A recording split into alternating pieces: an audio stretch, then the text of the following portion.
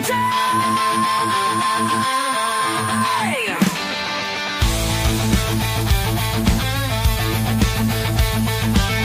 From McCovey Cove to the Oracle Park lights, Eric and Glenn keep the fire burning bright, fighting for the glory, no matter what it costs us, breaking down the moments from the wins to the losses. Giant Sports Talk, we're here for the ride. Eric and Glenn with the fan base pride, talking dreams, will they contend? But we'll back the Giants till the very end.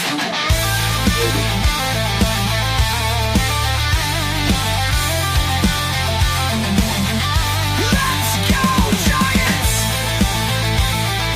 Yes, yes, yes!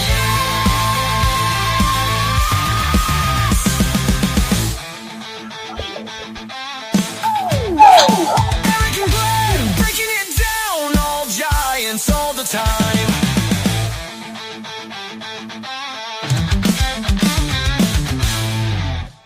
Holy smoke! Welcome into Monday night. It is Giant Sports Talk Live, a Northern Lights Entertainment production. And boy, are we going to have some debate about what direction this team goes.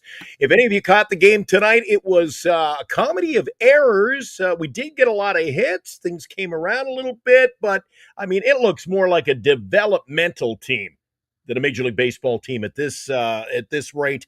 I'm already talking about selling. You've got Milwaukee winning tonight. That game's almost over. Dodgers winning. Padres have already won. We're going backwards. 9-5 final score. It's the openers. The road trip continues.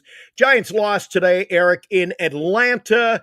A tough game. Birdsong better be on a plane to Sacramento already. I don't know what's going on with the pitching. Your thoughts on today's game? No, thoughts. I'll tell you what. Let me pose a question to both you and the chat. If I was to tell you the Giants was able to put up 12 hits and 5 runs, what would you think how the Giants did in that game? Would you think they would have won 5 runs on 12 hits? Think for the most part, right? You score 5 runs. If the Giants score 5 runs. Of course, a lot of people would have said yes, but this, of course, these are the San Francisco Giants. So right. Now let's break into this. What is the Giants' strength? Yeah. Pitching and defense, right? Pitching and defense is this club's strength. And what happened today? I'm going to tell you right now, this was a tire fire. Birdsong came out and had absolutely nothing. He had 0. 4 walks, 5 earned runs. The dude didn't even record an out in the first inning. Absolutely dismal, right? Pathetic. Absolutely pathetic. And now let's talk about the defense. Defense is absolutely horrendous. Chapman misses a ground ball. Should have had it, right? Chapman should have had that damn ball. Yep. Would have prevented some damn runs. Look, Matt Gage came out for 2 innings. It was fantastic. I love Matt Gage. That was a great pickup. The guy's getting he got put in a situation where the bases were loaded with no outs, and he was able to almost get through it without giving up a run. Matt Chapman should have had that ball, period. He should have. Elliot Ramos, again, is out there in the outfield. He caught the ball, but he wants to be lazy and go out there, and he just tosses. Hey, Glenn, tosses the ball to Adames. But not only did he toss it, he threw it over his head. What are you doing? Get your head in the game, dude. Get your head in the game. That's not what you do. That's not being a freaking major leaguer, guys. You don't go out there and play with that type of, I should say, with the lack of knowing what the hell's going on. What are you doing? What are you doing? Dude, it wasn't just the infield. We had some problems in the outfield too, Eric. That's what I'm talking about. I'm talking about Ramos when he's throwing the ball in. Wants to be lackadaisical. Come on. You got to have the way that you've been playing. You better freaking know what the hell you're doing. That was bullshit. And to be honest with you, bench him tomorrow. Bench him. He needs to know that is unacceptable. Put him on the bench for a game and you throw Matos out there for one game. You need to know what the hell you're doing. Get your head right. Then you got Jung-Hoo Lee out there in center field. The center fielder, what's the center fielder supposed to do? Take control. He takes charge. Take control. You take charge. That was his ball. Mm-hmm. The hell is he doing? What the hell is he doing? And then Jung-Hoo Lee, their base hit up the middle. Ronald Acuna is on first base. He goes and fields it. That's great. And he tosses it in, right? I wouldn't say it tossed. He threw it back in. But are you seeing what Acuna is doing on the base paths? Can you not see this guy is freaking running his ass off? And maybe you need to have a little bit more behind that freaking throw. Maybe you need to come home and it would have stopped Acuna to have him go back to third. Maybe. What are you doing? Get your head in a game. What are you doing? They're playing like they have a freaking 10-run lead. It's a disaster. And then you got freaking Camilo Doval. Gets a freaking time violation. You see Bailey is doing this. Doing everything he can to throw the damn ball. And he just sits there like a bump on the log.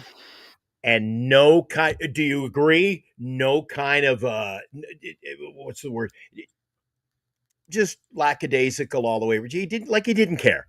He didn't care. There was no care. And then he balks. Okay. Thank God it didn't cost a run. He was able to get out of it. But what are you doing? What is going on? Today's game was an absolute tire fire. And I'm already seeing it in the chat, and you guys are wrong. This is not because of Bob Melvin. Bob Melvin needs to do something. Bob Melvin does need to do something. But these are the players. Put it on the players. They're the ones that have to go out there and execute. Period. End of story. Full stop. Absolutely. Stop blaming the manager when he's not out there with a glove. He's not out there with a bat. Come on. What Bob Melvin needs to do today after the game, he needs to have a come to Jesus meeting with that team. And even if you have to come after freaking Adames and Devers, I mean, they had a great game, right? Adames had 4 hits and a home run. The dude freaking is on fire right now. All for Look, the lineup, everything we've been talking about, the issues with the lineup, they've showed up today. They were swinging the bats. Like, come on. I think Bob Melvin needs to have a Hal McRae moment, Eric. He has to go have a Hal McRae moment. His job. This loss is not on Bob Melvin. Look, does he have some faults? Absolutely. Has he made questionable decisions with the lineup and his bullpen decisions? He has. But this game today was not because of Bob Melvin. It is because of Hayden Birdsong. It is because of Matt Chapman. It is because of Elliot Ramos. It is because of Jung-Hoo Lee. Those are the guys who are to blame for today's loss. So make sure we're checking the people who need to be checked. We don't need people to get freaking friendly fire out here when it's not where it's not. Yeah. That's not properly being applied, I should say. Yeah. Talking about the anger. This was an absolute horrendous baseball game. This is unacceptable. And I'm telling you, if you're seriously wanting to do something about trying to get into playoffs, this is not what you do. This is the wrong way of getting it done here. Come on, wake the hell up. That's why I think he has to have like I say, a Hal McRae moment. You say, and I totally agree with you. This isn't on Bob Melvin. But if I'm Bob Melvin, I'm going in there and I'm firing the phone out of the wall. I'm going in there going, what the hell? I'd say other language, but what the hell are you guys like? And you know what? You send Birdsong immediately down. Oh, he's done. He's done. And I wouldn't hesitate to make a few other moves and make people accountable, Eric. People have to be held accountable. Nobody's being held accountable. And while Jung-Hoo Lee, Jung-Hoo Lee, I'm not going to make any excuse, Eric, because he is your field general of your left, right, center. The center fielder always takes charge. Yes. On any ball. Yes. But I also have to. You know what? Deep down, I feel like the unpredictability lately of Ramos leaves him like, I don't know what the hell. Like, You might have to. Ramos is a freight train. I don't want to. tomorrow- Poor little Jung-Hoo Lee would get killed if he hit him. Tomorrow, he needs to be on the bench, period. I totally agree. Totally agree. Bench Big him. shake up. If you're not here and willing to play and put your life on the line for this team, sit the hell down. Here we go. Nick, it's on Bob Melvin. What did Bob Melvin do? Talk to me. I didn't Nick, see Bob hey, Melvin throw hey, one away hey, tonight, hey, Eric. Let me see. What did he do? Did he not catch the pop fly? Did he strike out 4 times? Did he get the golden sombrero? What did Bob Melvin do, Nick?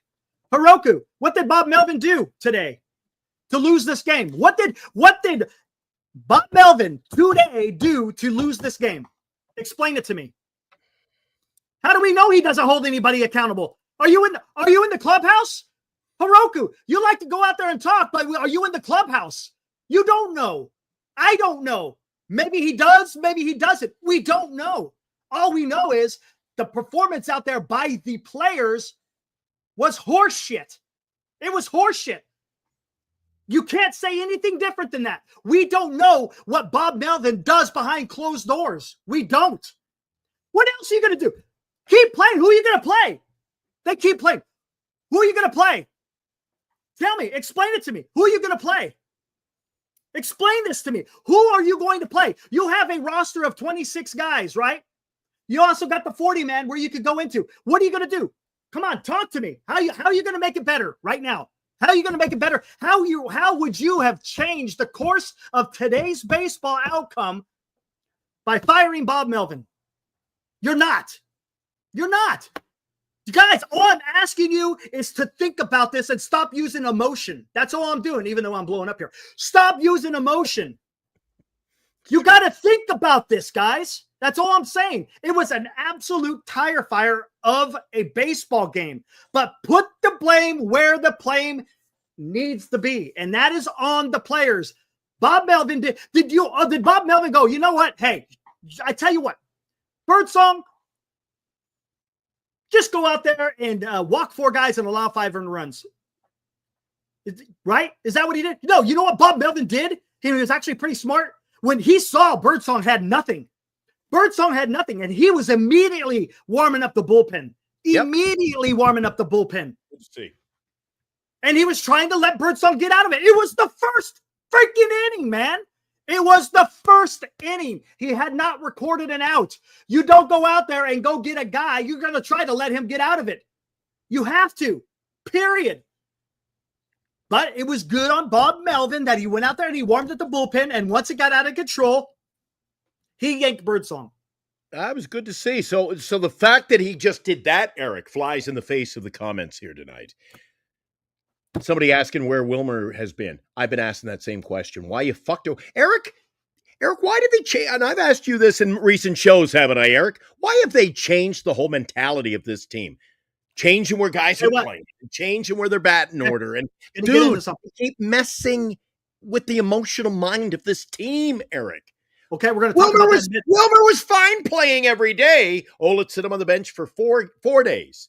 And then play him. And then 3. Well, dude, he played every day. He was producing. Now he's not producing. Well, now he's only playing once or twice a week, right? Right?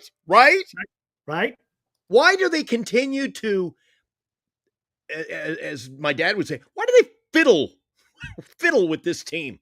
They fiddle with it. Yeah, I hear you. You got to admit, early in the season, it wasn't broken.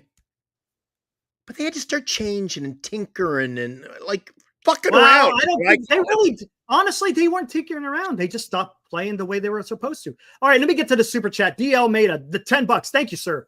At the end of the day, these players are grown men with jobs and they're not performing. Thank you. Thank you, Maida. You understand where I'm going here. I know that if I showed up to work and half-assed everything, I'd be fired. No questions asked. 100%. 100%. Period. Those are the guys who go out there and are supposed to get the job done. And if they're not, well, guess what? It's the manager's job to go out there and make sure that they get straight one way or another. And if they can't hack, well, then you have to send them somewhere else, whether it's AAA, whether it's DFA. But again, with baseball, it's a little bit different. So you gotta have a little bit more time. Come on. Come on. Who are you going to play the next day? Hiroka, who are you going to play the next day? Who are you going to play? What are you doing? Tell me, Hiroka, what would you do to change right now? If Bob Melvin, if they're not performing, what does Bob Melvin do? Who does he put in the lineup? What do you do? Who's leading off? Who's batting second, third, and fourth?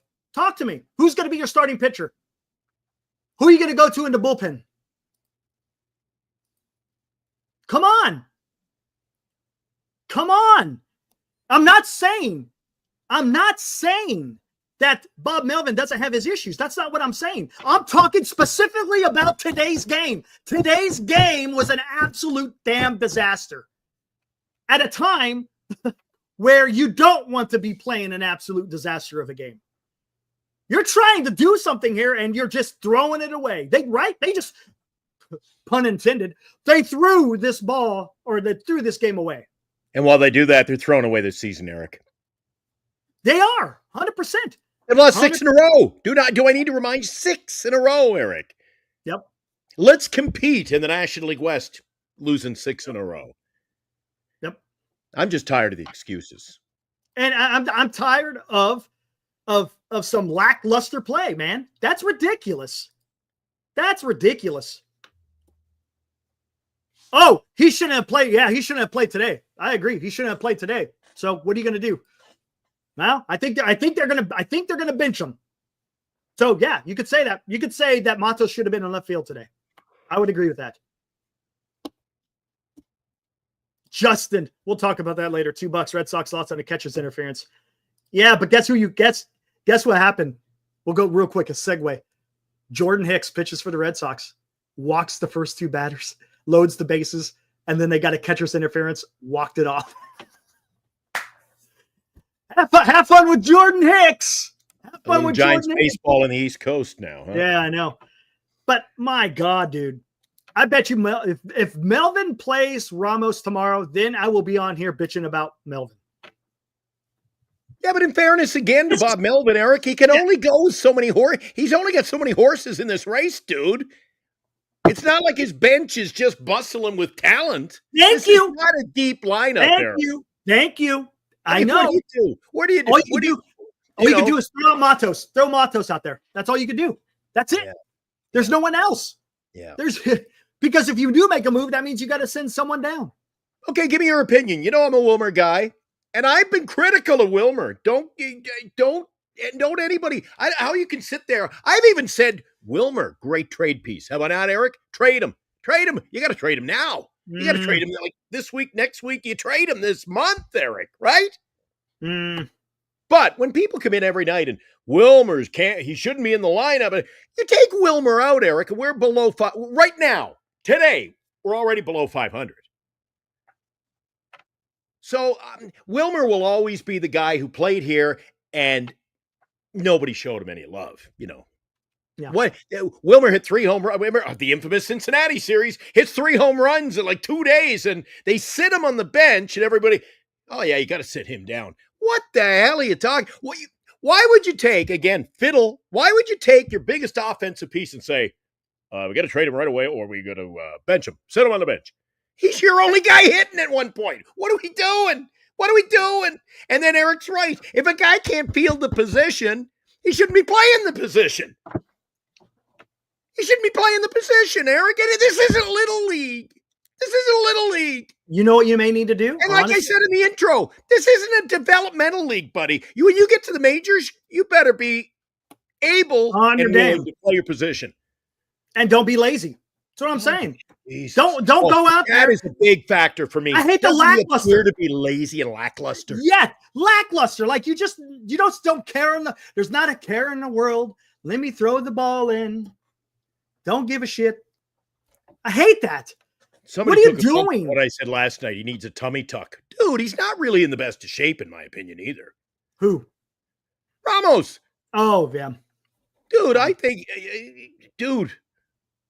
few too many evenings at the steakhouse. Yeah. And you know what? Oh, dude, you probably didn't. You weren't up. I had a dental appointment early this morning. Had to go back again tonight to get, slide into their schedule. Apparently in California, you can't just show up and get dental work done. It's like, we'll see you in like November. I'm like, Jesus, I'm dying here. So I was up early this morning, caught KMBR. They're playing a clip from the preseason, Eric. Training camp. Dude, I wish I had it. Maybe I'll break it out tomorrow. Oh, boy. All right. It was Ramos speaking about how this year he was going to play hard. He worked all off season. He wanted to win a Gold Glove. Yeah. I couldn't make that up, dude. They played the clip. So they were on to it already. They were already smelling what we were. And look what happened today. I'm sure they'll be back on that train. I just cannot believe what the kind of game. And the thing is, the lineup here, the hell with it. Now that I'm done with this. But dude, it's all over. You know, you say, look, left field. In the last couple of games, okay, since the All-Star break, when you should be rested, name a player or a position on this team that hasn't fucked up. Catching, first base, second base, throwing balls away, missed plays, dropping balls, can't bend over and pick up a ball, not calling your position in center field, taking charge. And somebody said, and again, guys, I see the chats. Eric does as well. And, it wasn't Lee's fault because he was called off. It doesn't matter. He's got the last say. He wasn't called off. If you look at the replay, he has the last say regardless. He's the center fielder. Fielder says, I'm taking the ball. He takes command. He's it. Dan would have learned that. I'm sure Dan's on his show saying, I learned that in T-ball. That's what they teach you. The fundamentals of baseball, Eric. Fundamentals. Yeah. Which they were doing in the beginning of the season, and it's tailed off. And now it's like funny mentals. Dude, it was just a comedy of errors, and it's just embarrassing baseball.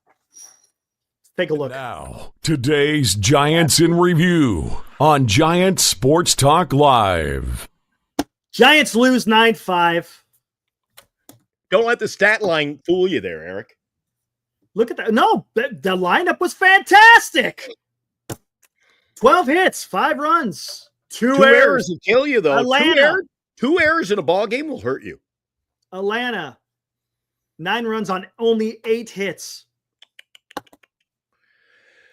Lee, 1 for 5. Ramos, 0-4.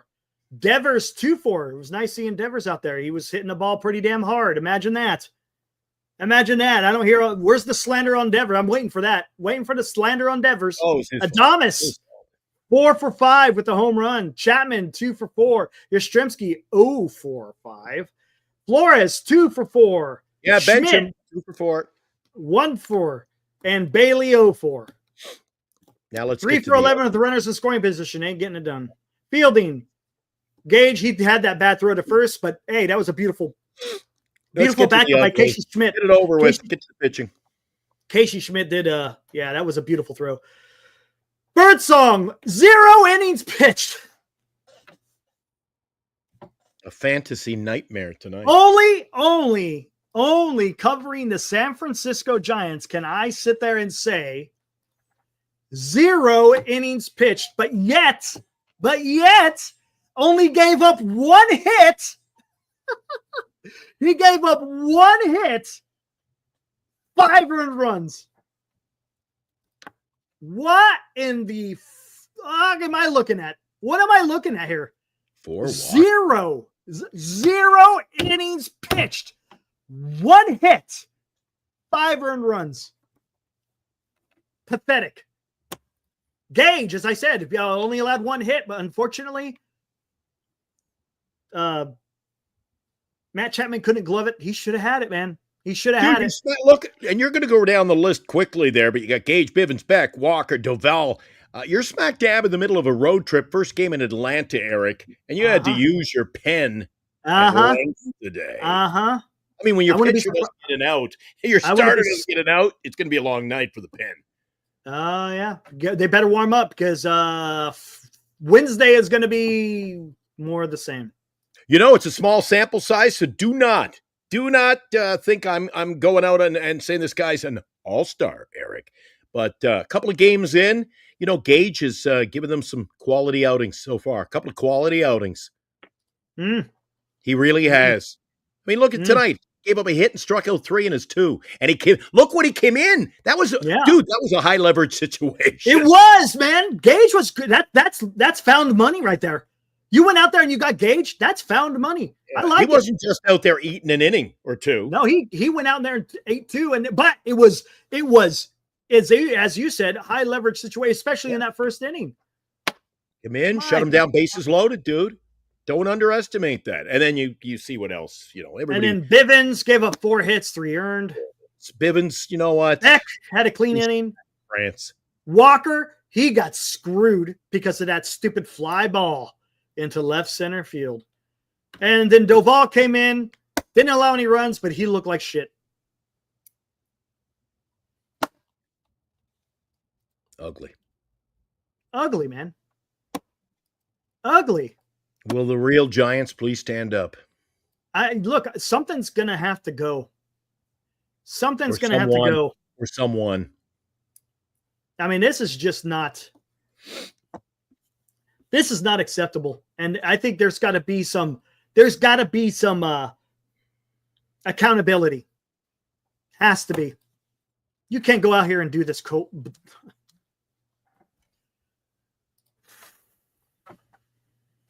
No, and to be fair to anyone on this lineup, Eric, you can't sit here and say it was Lee's fault or Ramos' fault, or it was everyone's fault, Eric. No one. It was a team effort in failing. No one goes to the. It was a team effort. Yes, no one goes to the dressing room today saying, "I played a decent game. What were you guys doing?" Everybody had a hand in this.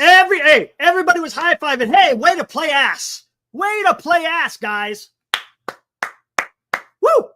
High five. Let's do a little Well, we've seen what Adames can do. He's getting the bat going, and we've seen how Adames can, lift the spirits, and his spirits get lifted when they're winning. Let's see what Adames brings to the table when they're losing, Eric. Well, he's still doing it while they're losing. He's been hot during the 6th game. If you're getting the team fired up when you're scoring 12 runs and winning, I want to see some emotion when you're losing.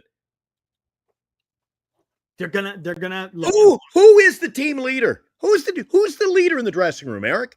I think it's Adames. Who's the leader? I think it's Adames. Gotta be. I think it's Adames. It's gotta be. And poor Webb. You know what? Everybody says don't trade Webb. Don't trade. You don't think Webb will want to get out of here at some point? God. Justin, please listen to me. Do you think Melvin's game plan, as he was writing it out, hold on, in the first inning, I want to blow up the bullpen? Are we still on the bullpen? And are we still on Justin, are you serious? Are you seriously saying Melvin torched the pin in the first inning? Rephrase that. Who torched the pin in the first inning, Justin? And come with the right answer. It ain't Bob Melvin. Who torched the bullpen in the first inning? What do you guys... Are you just looking for people just to blame, just for the hell of it? Really? This is what it is. It's freaking shooting from the hip, knee-jerk reactions, and you just want to throw freaking people under the bus that don't need to be thrown under the bus yet. So let's fix this, Justin. Who torched the pin in the first inning?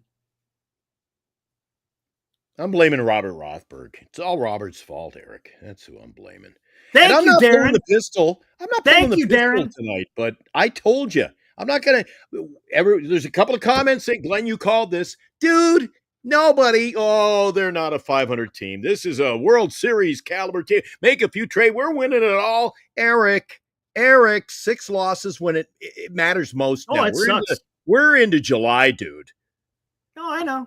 And every night I ask you, how many games out? Oh, we're 12. Oh, we're 9. Oh, we're 6. Oh, we're 3. 3 out, Eric. Mm-hmm. 3. Hope. What is the manager supposed to do when your starting pitcher can't record an out? What are you supposed to do if you are a manager of a team and your starting pitcher can't record an out? What are you supposed to do? What did he do wrong? What Nothing. is He this? did nothing What did Bob wrong. Melvin do wrong tonight, Eric? I don't know. You tell me. I'm trying to figure it out. Not today. Look, if you want to blame him for other decisions, I get it. I understand. He played the hand he was dealt tonight, Eric. Thank you. Oh, anyway, the chat can get me just. Ugh. Anyway, thank you, Dio. I know. I'm trying to understand what the hell is going on with you guys. Come on. All I'm asking you guys to think about this, please. Season isn't over. You're W never him. as good as you look and never as bad as you look either. To start a streak, just win the first one. Win tomorrow, Fair. Game by game. 3 back with lots to play. San Diego, New York. Yeah, Eric. Versus San Diego and New York. That is true. My problem right now is, do you know, Eric? Great point. I don't want to go nuts here, Eric, but do you know the importance of tomorrow's game? Oh, it's important. It is. Because I told you last night in the hot corner, dude, the hot corner, what was the detrimental game in this whole series? Wednesday. Verlander is pitching for the Giants, and Strider is pitching for Atlanta. Everybody's lined up in Vegas right now saying, my money's on Atlanta. So if you lose the opener in tomorrow's game means... Strider is everything he's up to. I mean, right? He's not exactly Strider-like yet. Right? Dude. Let's see what we got here. Dude, I ain't putting money on for fuck's sakes. Dude, I think I'm going to have to freaking cut this one short. I'm going to have to cut this one short. This is the most ridiculous thing turd. Guys, I love your interaction on the chat, but man, you guys are coming with some weird shit here. Blame Posey. Blame Posey when he's only had the job for less than a freaking year. He hasn't even built the team yet, and you want to blame Buster Posey. Again, he's dealing with the cards he's dealt. Oh, Eric's lost it. All right, I'm going to go see if I can settle him down. And you know what? This might be a good call. While we still have actually sponsors for this show, here they are. Giant Sports Talk Live, brought to you by Lefties in Burlingame. Visit Lefties for all of your Giants collecting needs. By GenesisGoldIRA.com, Signatures for Soldiers. Duxwell Printing, for all of your printing needs in the Bay Area. Visit Duxwell Printing at 37 Wentworth Place in San Francisco. And by BetterCreditCards.com. For the best credit card choice for you, visit BetterCreditCards.com. Covering the San Francisco Giants nightly online. We are Giant Sports Talk Live. Now, back to Eric and Glenn. Well, there you go. Eric seems to be missing in action. Eric is, I'm just hoping he's not being checked into a mental institution or something. Straitjackets for everyone tonight, apparently. I can see his frustration. You guys aren't helping out here. Like, what is going on? Hear nobody talking about blaming the players, but all I hear is fucking Posey this and Melvin this. What the fuck is going on, man? Jesus. Posey took over a job. He's already got basically his lineup, Eric. And he brought you Devers? He got you Devers? Yeah. Adames? Yeah. But who gives a shit? I don't get this, dude. Honestly, I don't get this. This doesn't make any sense. I have not yet seen someone in the chat say, what the fuck was Ramos doing? I haven't seen that once in the chat. I haven't seen anything about what the hell Lee's doing. Haven't seen any of that. We're blaming the lineup. Good God, man. Blaming Posey. What is that? Dude, that makes absolutely zero sense. Turd says, Eric, who assembled the roster? You know who assembled this roster, Eric. And I don't want to bring up that regime again, but it's not Posey. What are you talking about? He brought freaking Devers. He tried to improve with Adames, and he's proven that, hey, the guy can hit. He's proven it right now. He tried to do something with Verlander. Look, arbitration guys are arbitration guys. If you don't sign Yes, if you don't sign freaking Wilmer, or not Will, yeah. If you don't sign Wilmer, if you don't sign Lamont Wade, if you don't get Tyler Rogers, who is going to fill those positions? Who is going to be a first baseman? Who is going to be your right fielder? Who is going to be your righty in the bullpen? Who is going to be your bench player?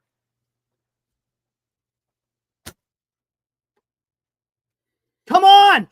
What is he going to go freaking sign 10 free agents?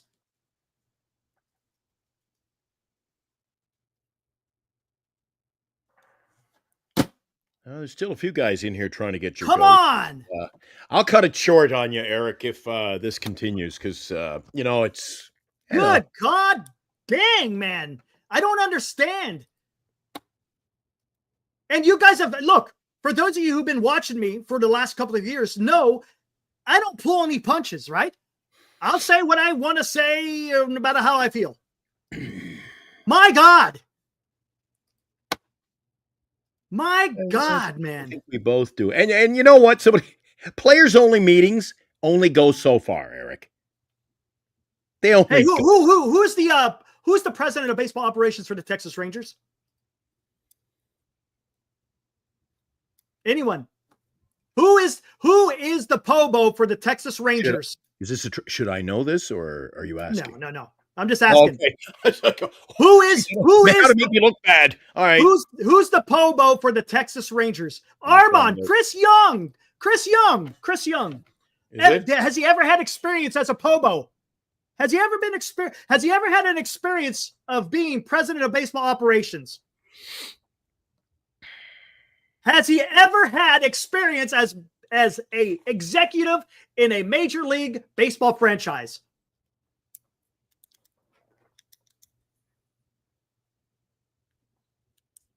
The short answer is no. He has never had experience. What was he? What was Chris Young prior to being president of baseball operations?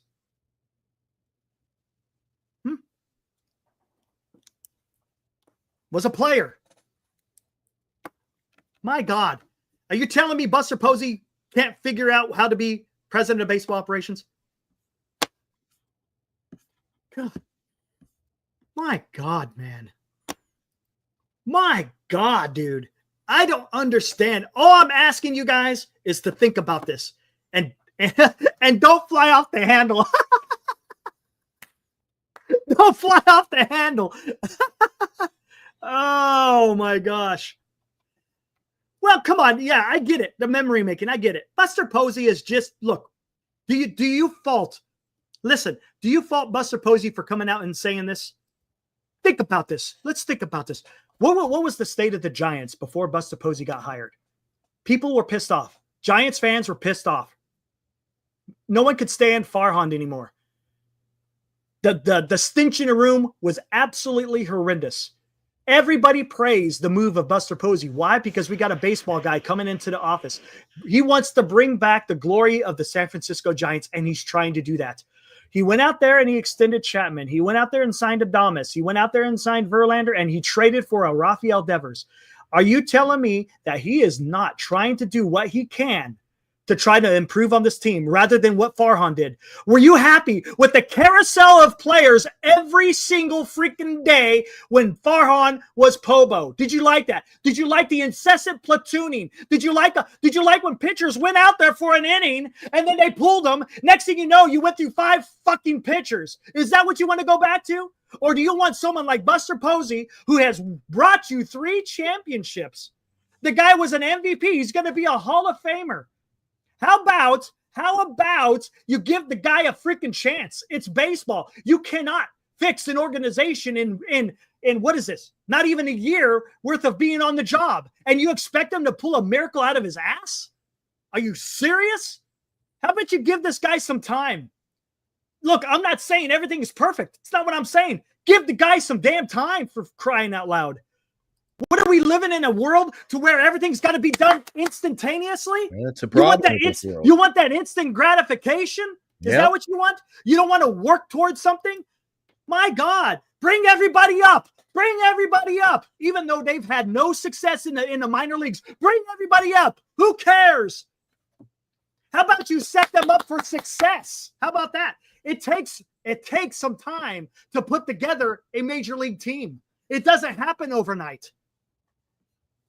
Yes, people want to see Matos Silver in left field tomorrow. Robbie's in tonight. He was pissed at Melvin when he didn't give Ramos the hook. You know what, Eric? I haven't seen that in a long time. Do you remember Billy Martin pulling Reggie Jackson in the middle of a Monday night game? Yes. And Reggie going, who, me?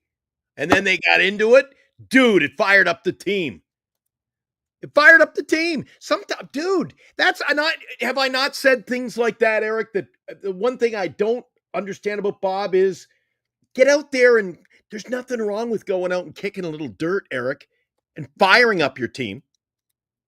I'd like to see a little more of that from Melvin. Well, you know what? He needs to look, and I'm all for this. A little more emotion. I sure as hell would. Eric, if it was you or me in the dugout, all hell would be breaking loose. I tell you what. I'll tell you what, though. Sometimes what you got to do is you got to praise in public and you discipline behind closed doors. Sometimes you got to do that, because the last thing you want to do is you don't want to lose the guy, right? Because these guys are prima donnas, right? Glenn, we've talked about this. Baseball players are prima donnas. So if you go out there and you can't necessarily do the Billy Martin, even though it was fantastic for freaking TV, right? But you can't do that. You got to praise them in public and you get after them behind closed doors. That's what you have to do. Otherwise, you just lose everybody. You got to be careful in what you do when you want to get into somebody. Now, does that mean he shouldn't have been? I would have benched him after that play when he came in for that inning. I would have said, Ramos, you on the bench. Matos, you go play left. That's all you got to do. Period.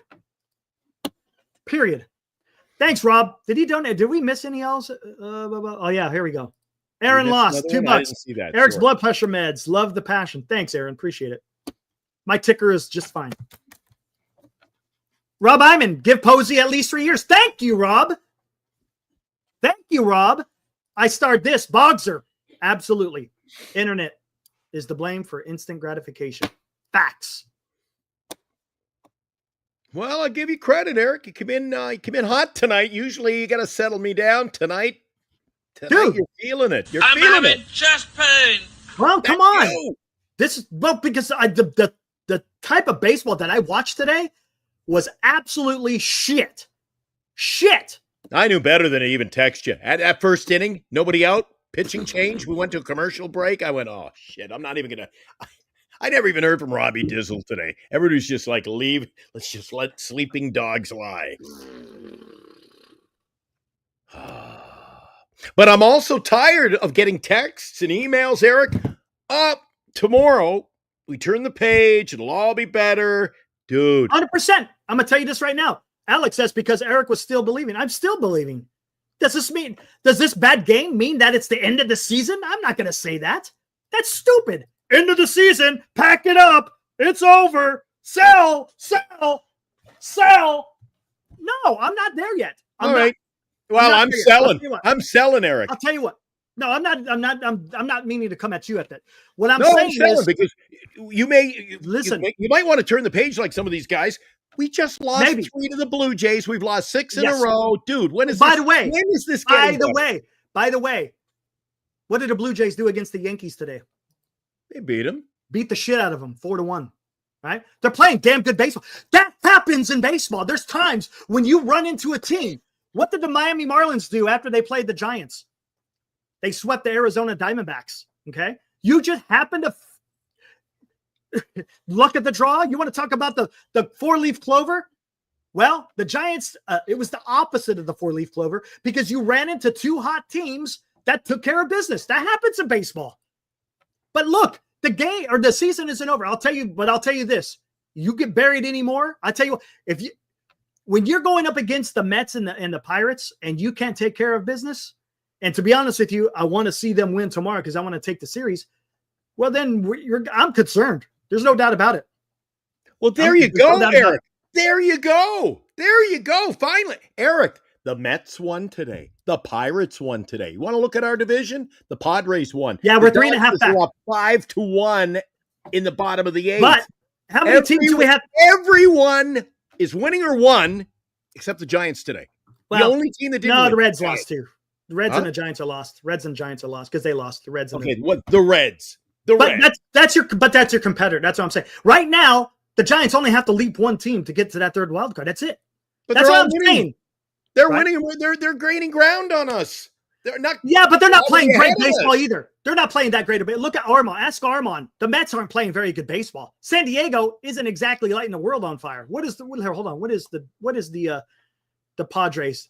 Okay, they have been. They're in the last 10. They're 7-3, so they're playing. I'm baseball. sure on the Mets channel they're saying, "Don't worry about the Giants. They ain't setting the world on fire either." Mets are 5-5, so it's not. They're not exactly running away with it. That's what I'm trying to say. That's the beauty of baseball. So let's just see what happens. That's all I'm saying. I just want them to turn it around, and if they don't turn it around, then guess what? You gotta wash your hands and say, "Gotta wait till next year." But I'm not there yet. Eric, at the end of the series, we're a week away from the trade deadline. When are you giving up hope? When are you going to finally mail it in? Dude, if we lose this series, if we get swept in this series, it's time for a wake-up call, Eric. Dude. I say they're way better than us. I say we're going to take it on the chin Wednesday. I say we're going to take it on the chin. Tomorrow is so big a game, dude. If we go 7 losses in a row and have to face Strider with Verlander and Wentz, dude, I'm already packing it in. If we get swept and you don't pack it in, then hey, Armand, that link is for you. I'm only going to bring in Armand. I'm not bringing in a bunch of people. I want to talk to Armand. Armand, there is the link. If you could come in, I would appreciate it. Cam says the Mets are way better. How so? Where are the Mets ranked in Major League Baseball in pitching? Armand, you come in on line 2, and Eric is saying, "Don't panic. Don't panic." Not yet. Although he looks a little panicked up there. Justin, hey, man, I know you want to come in, but I want to talk to Armand. If he got time at the end, and we'll bring in. Just hang out. And we're already 48 minutes in. I told you I was going for an hour tonight, Eric. Yeah, that sounds about right. I was going for an hour. Dude, I'm afraid to leave you alone.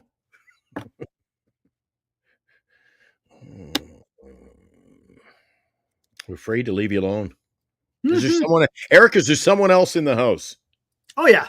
Okay. Good. Hey, come on, man. I'm not that crazy. I might be a little crazy, but not that crazy. Well, when you blew out earlier in the show, I didn't know what to wrap. People were like, "Okay, run the credits." I don't know. People were calling for the credits. They go, "Okay, let's wrap it up." He thought the producer was behind the camera going, "Okay." Oh, that's not what it was. There's Armand right on. For Armand, Eric. Real quick. Let me get to these $2. Sorry. Birdsong has options. Should go to SAC for a bit. Also said, would Birdsong benefit? Yes, 100%. Thank you for the $2. Hey, you didn't have to do it twice. Fuji, you didn't have to do it twice. I saw it. I just hadn't got to it. Sorry about that. But thank you. All right, Armand, let's bring you in. Okay. Armand. Hey, guys. Good God almighty, dude. Okay, we got to talk about this. Is Chad on drugs today? I get it. Look, I can understand it to a certain point because they want the team to win. I think it's just a little bit guided on where the anger should be, right? That's yeah. I think the focus. So tell me, are the Mets as much of a do we have to fear the Mets at this particular time, right? Because baseball, 6 months, sometimes you're hot, sometimes you're not, and sometimes you're in the middle. Are the Mets are they so strong that the Giants couldn't win a series? Not right now. Thank you. The bullpen's been overused. Tonight, Senga did not have it. He only went 3 innings. We had to use our bullpen. Wow. He went 3 2/3 innings. He had 3 walks, 4 earned runs, 5 strikeouts. It wasn't good. He had no command. Wow. Oh, real quick. Who's your manager again for the Mets again? Carlos Mendoza. Fire him. Get rid of him. Get rid of Carlos Mendoza. He's horrible. Get rid of him. What's he doing? Why is he blowing up the bullpen?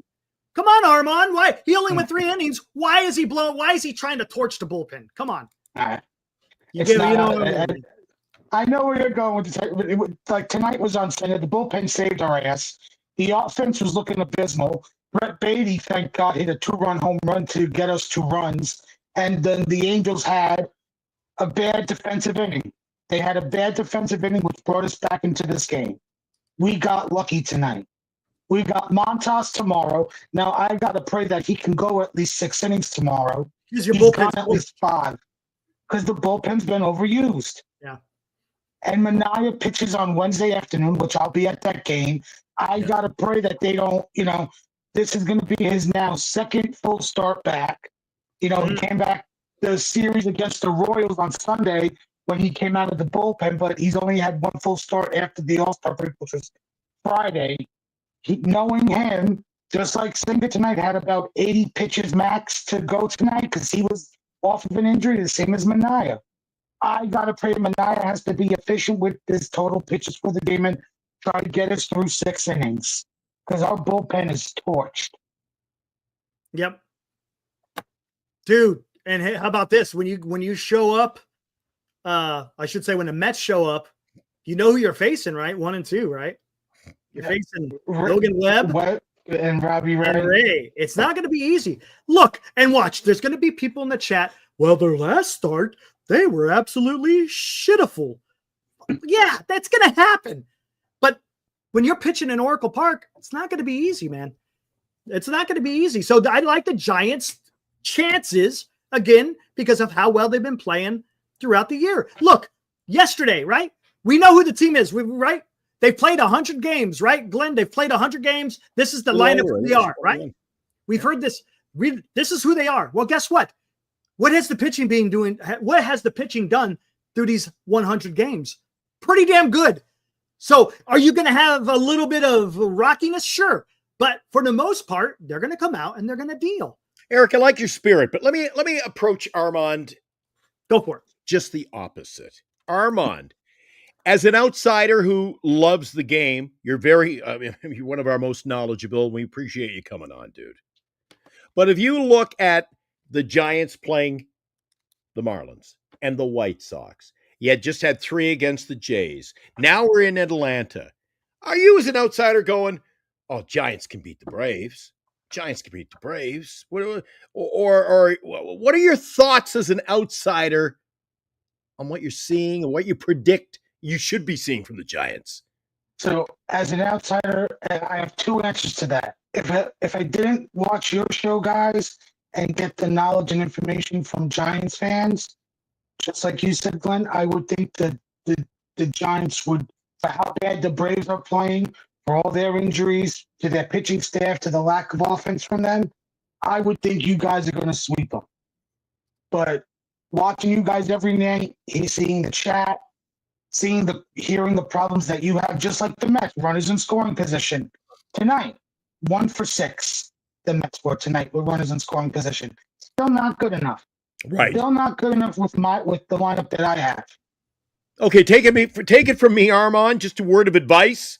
And I'm sure I speak for Eric as well. If you want to be educated on the Giants, don't always put your trust in our chat. Just leave it at that. Come on. Hey, fans are going to come in and they're going to have and that's fine, right? Well, like he said, you read the chat and, I got a grasp on this team, Eric. I got an understanding. And I'm lacking understanding tonight. They're on Bob Melvin. They're on the bullpen. They're holy crap. Our pitcher, Armand, you think your pitcher Singh had a bad day? You saw what happened. I saw Birdsong thing, and as soon as Birdsong got pulled out and I saw it was like out of the first inning, I said, well, there goes the bullpen. Oh, yeah, and you must have thought, I got to tune into Giant Sports Talk Live tonight.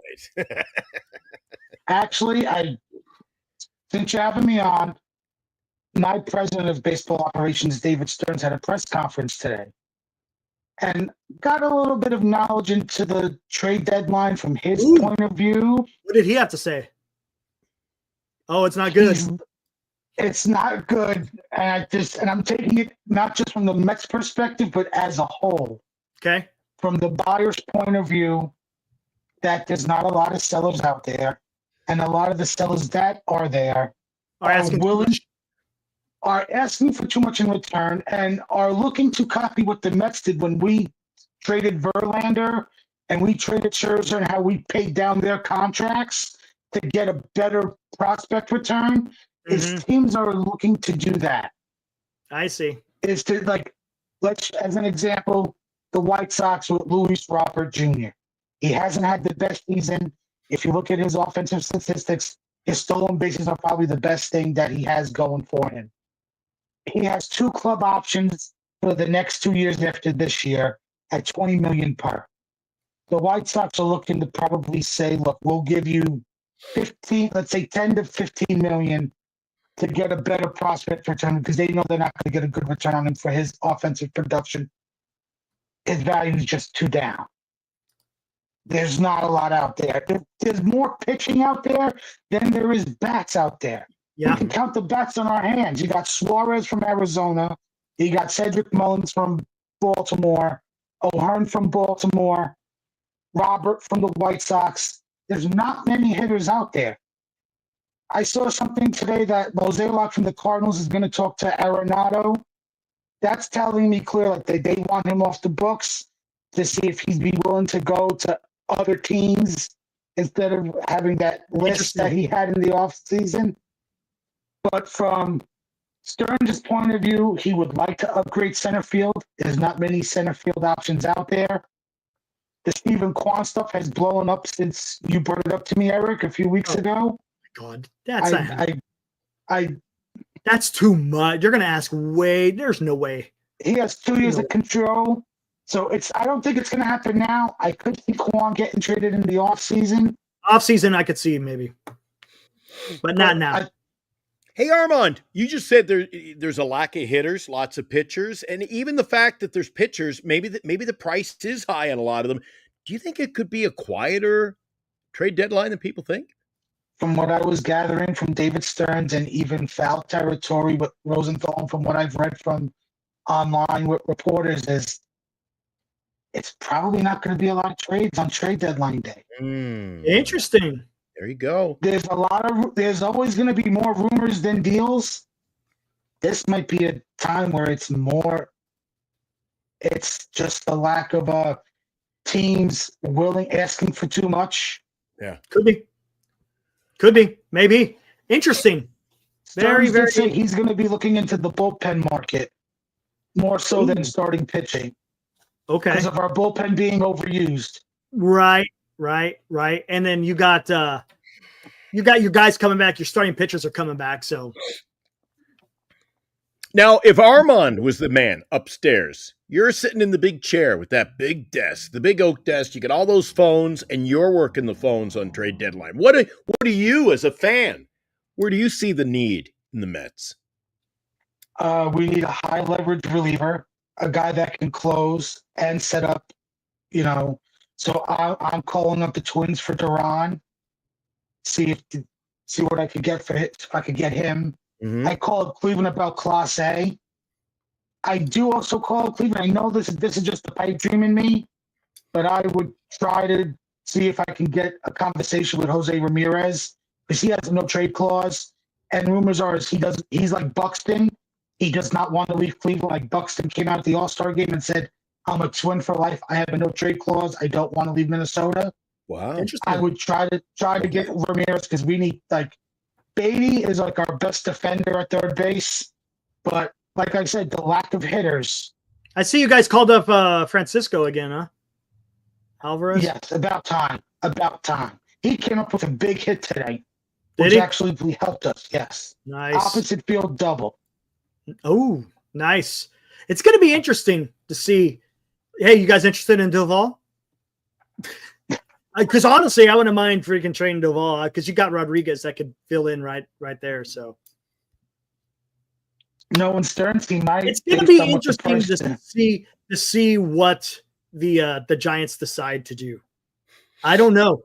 Yeah, I think they're right now. I think they're on their cusp of whether to buy or sell. I don't know where they're going to go. You'll see reports that teams are going to take this up until Tuesday of next week, which will be 48 hours to make a decision. Then you'll see, they're going to wait till after Wednesday because it'd be 24 hours. But nobody wants to tip their hand either and feel you don't want to go out there trying to make a trade and people say, "Oh, he's desperate." You're going to just wait it out, I think. I'll tell you, there's a guy. If we're going to get it, I'm sorry. Go ahead, go. No, go ahead, Eric. I was just going to say to Armand, you must feel at least a little, even though it's only like a game and a half over San Diego.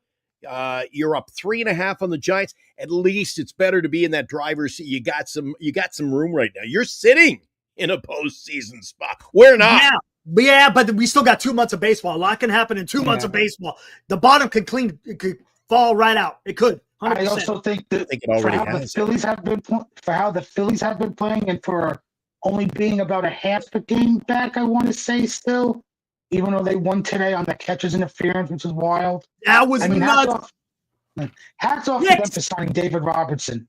Oh yeah, the Phillies. Yeah, it's a big signing. He got quite a contract too. $5 million, 40 years old. Then again, you only have to throw 1 inning, so it's not as bad as a starting pitcher. So He'll probably come up sometime in August. He came out of nowhere. Here's a question, and because there's a guy that I want the Giants to get. I want them to get freaking Ramon Laureano. I think he'd be a great piece for the Giants because they need a guy who can get on base, gets base hits doubles, and gets on base. I would love to try to get him, but again, maybe the price is going to be too high if the price is that high. But I don't know, man. Talk to me. Since everyone wants to talk about selling, I see what you're saying, Kev. If the Giants are to sell, Glenn, who would you sell from the San Francisco Giants? Anybody. I'm in with Dan from last night. Dude, you call? Anybody. You want Ramos? I'm willing to listen. You want who are you willing to just give up to get something back? Anybody, Eric.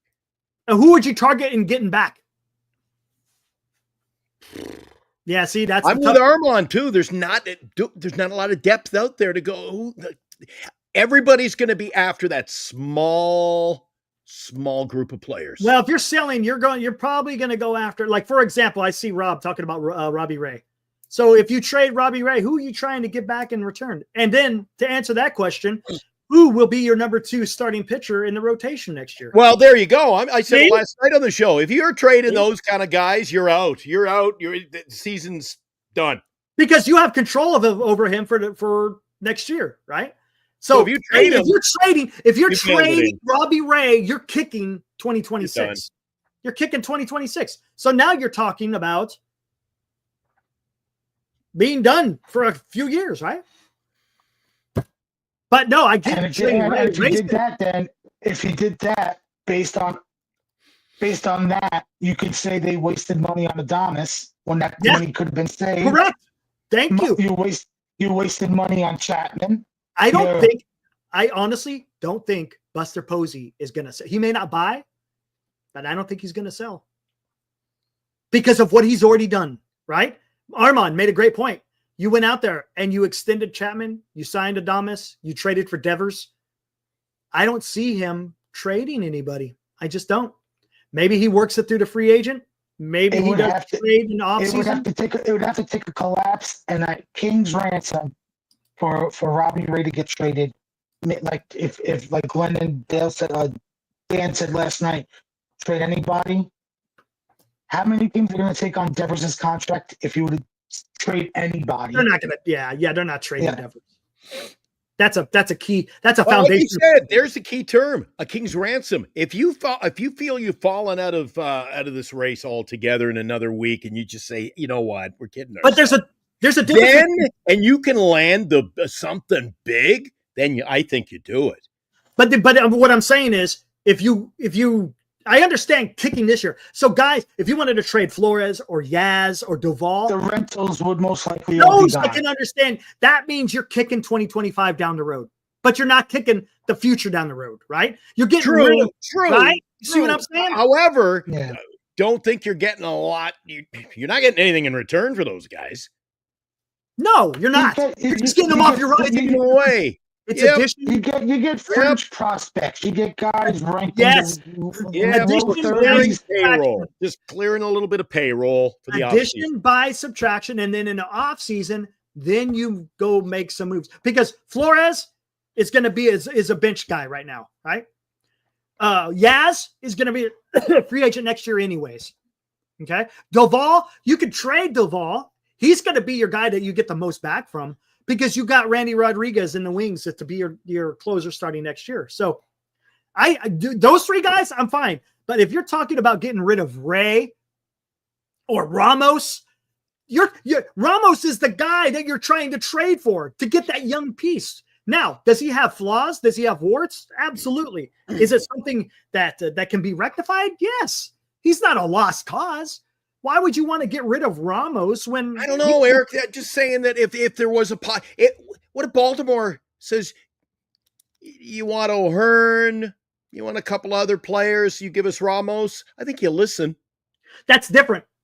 That's a little bit different. That's a little bit different, but I don't think that's the team. I said it the other night, Armand, and I said it quickly. I don't know if Eric even picked it up. I think it was on the hot corner early in the show last night. Armand, I just want to say it because when I don't, it happens, and I go, I wish I had said. I wish I had told you so. You know who I think the Giants would be able to work a trade with?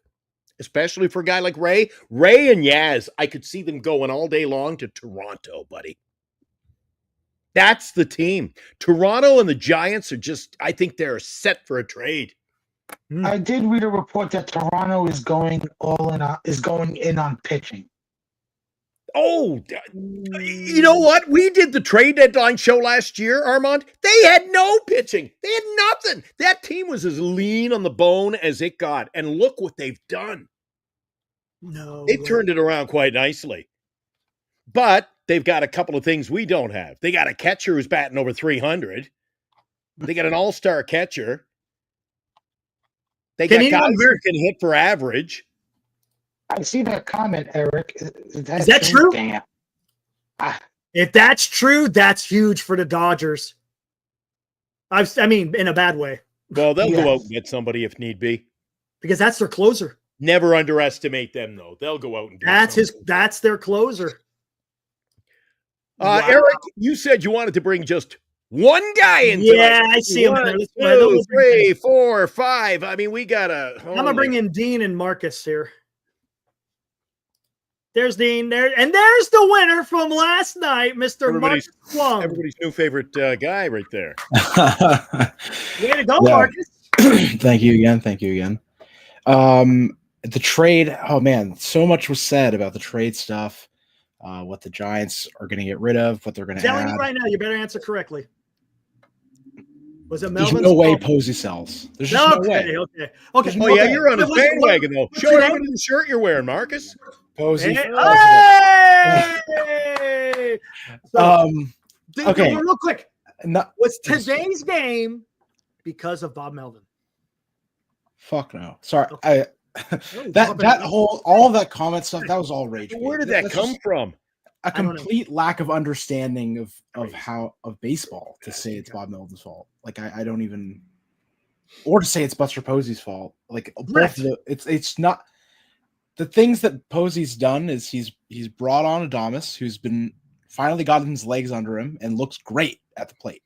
Looks great. If you say Adames doesn't look great out there, you're not watching. Devers finally looking kind of like himself, getting back healthy. We'll see how that ends up. But yeah, I think the Giants can't afford to sell. I mean, the thing is, the reason why our prospect pool is so bankrupted is really that we had a lot of people come up that were busts. Matos, Luciano, all sorts of, some of the other guys, I don't know them off the top of my head. That's what happens. Like, you have these prospects. Like, what are you trying to trade for prospects for? What prospects? Like, tell me what. I mean, I've looked over the list of all the prospects many times. What prospects are you trading for? You're right. That are better, that are really better than like people that have proven themselves somewhat at the big league level, and what you're working with, rather than some guy that's a prospect that you don't know what you're working with. Marcus, Eric and I said that the other night on the show. Did we not, Eric? You don't want to see a trade made where you bring in, people. There's still guys. Remember in the hot corner last night? Bring in Luis Robert. I go, the guy's batting 200. Oh, he could be something big. I want Ramos could be something big. Especially if you think this is your year, you got to bring in somebody who contributes now. I agree. Yeah, and I think clearly. I mean, if you looked at Bivens' outings the last few, times around, bad. Bad. Beck, good. Beck's been good. Yeah, there's been some highlights. There's been some highlights in the bullpen, but Bivens has given up 3 runs every outing for the last 5 outings or something. We really need another bullpen arm, and that's why I don't really agree with the notion of trading Doval, because he's going to be an important piece of adding that bullpen depth. It's the reason why. This is why I said if you're just kicking this year, because then Rodriguez can fill that spot next year. I'm just saying, I don't mind kicking this year. If it gets to the point to where they're out of it, I don't mind kicking players that have to do with this year. But he has another year of arbitration, right? Or no, is he a free agent? I don't think he's a free agent, right? Who's that? Doval has more arbitration years. I think he's got more arbitration. Yeah, so like I don't want to get rid of Doval because I want him. I hear you. Even if he's not the closer, I want him in the bullpen. He has good stuff. He just, he's an elite. If you think of it as Doval is an elite bullpen prospect, then it sort of reframes like what's going on there, right? It's like if you look at James Woods' stats from last year in the minors, or maybe the year before, his strikeout rate was astronomical. The guy was a strikeout machine. But sometimes you just have to look at the underlying metrics and look at what the upsides are and say, can I take this raw product and turn it into something good?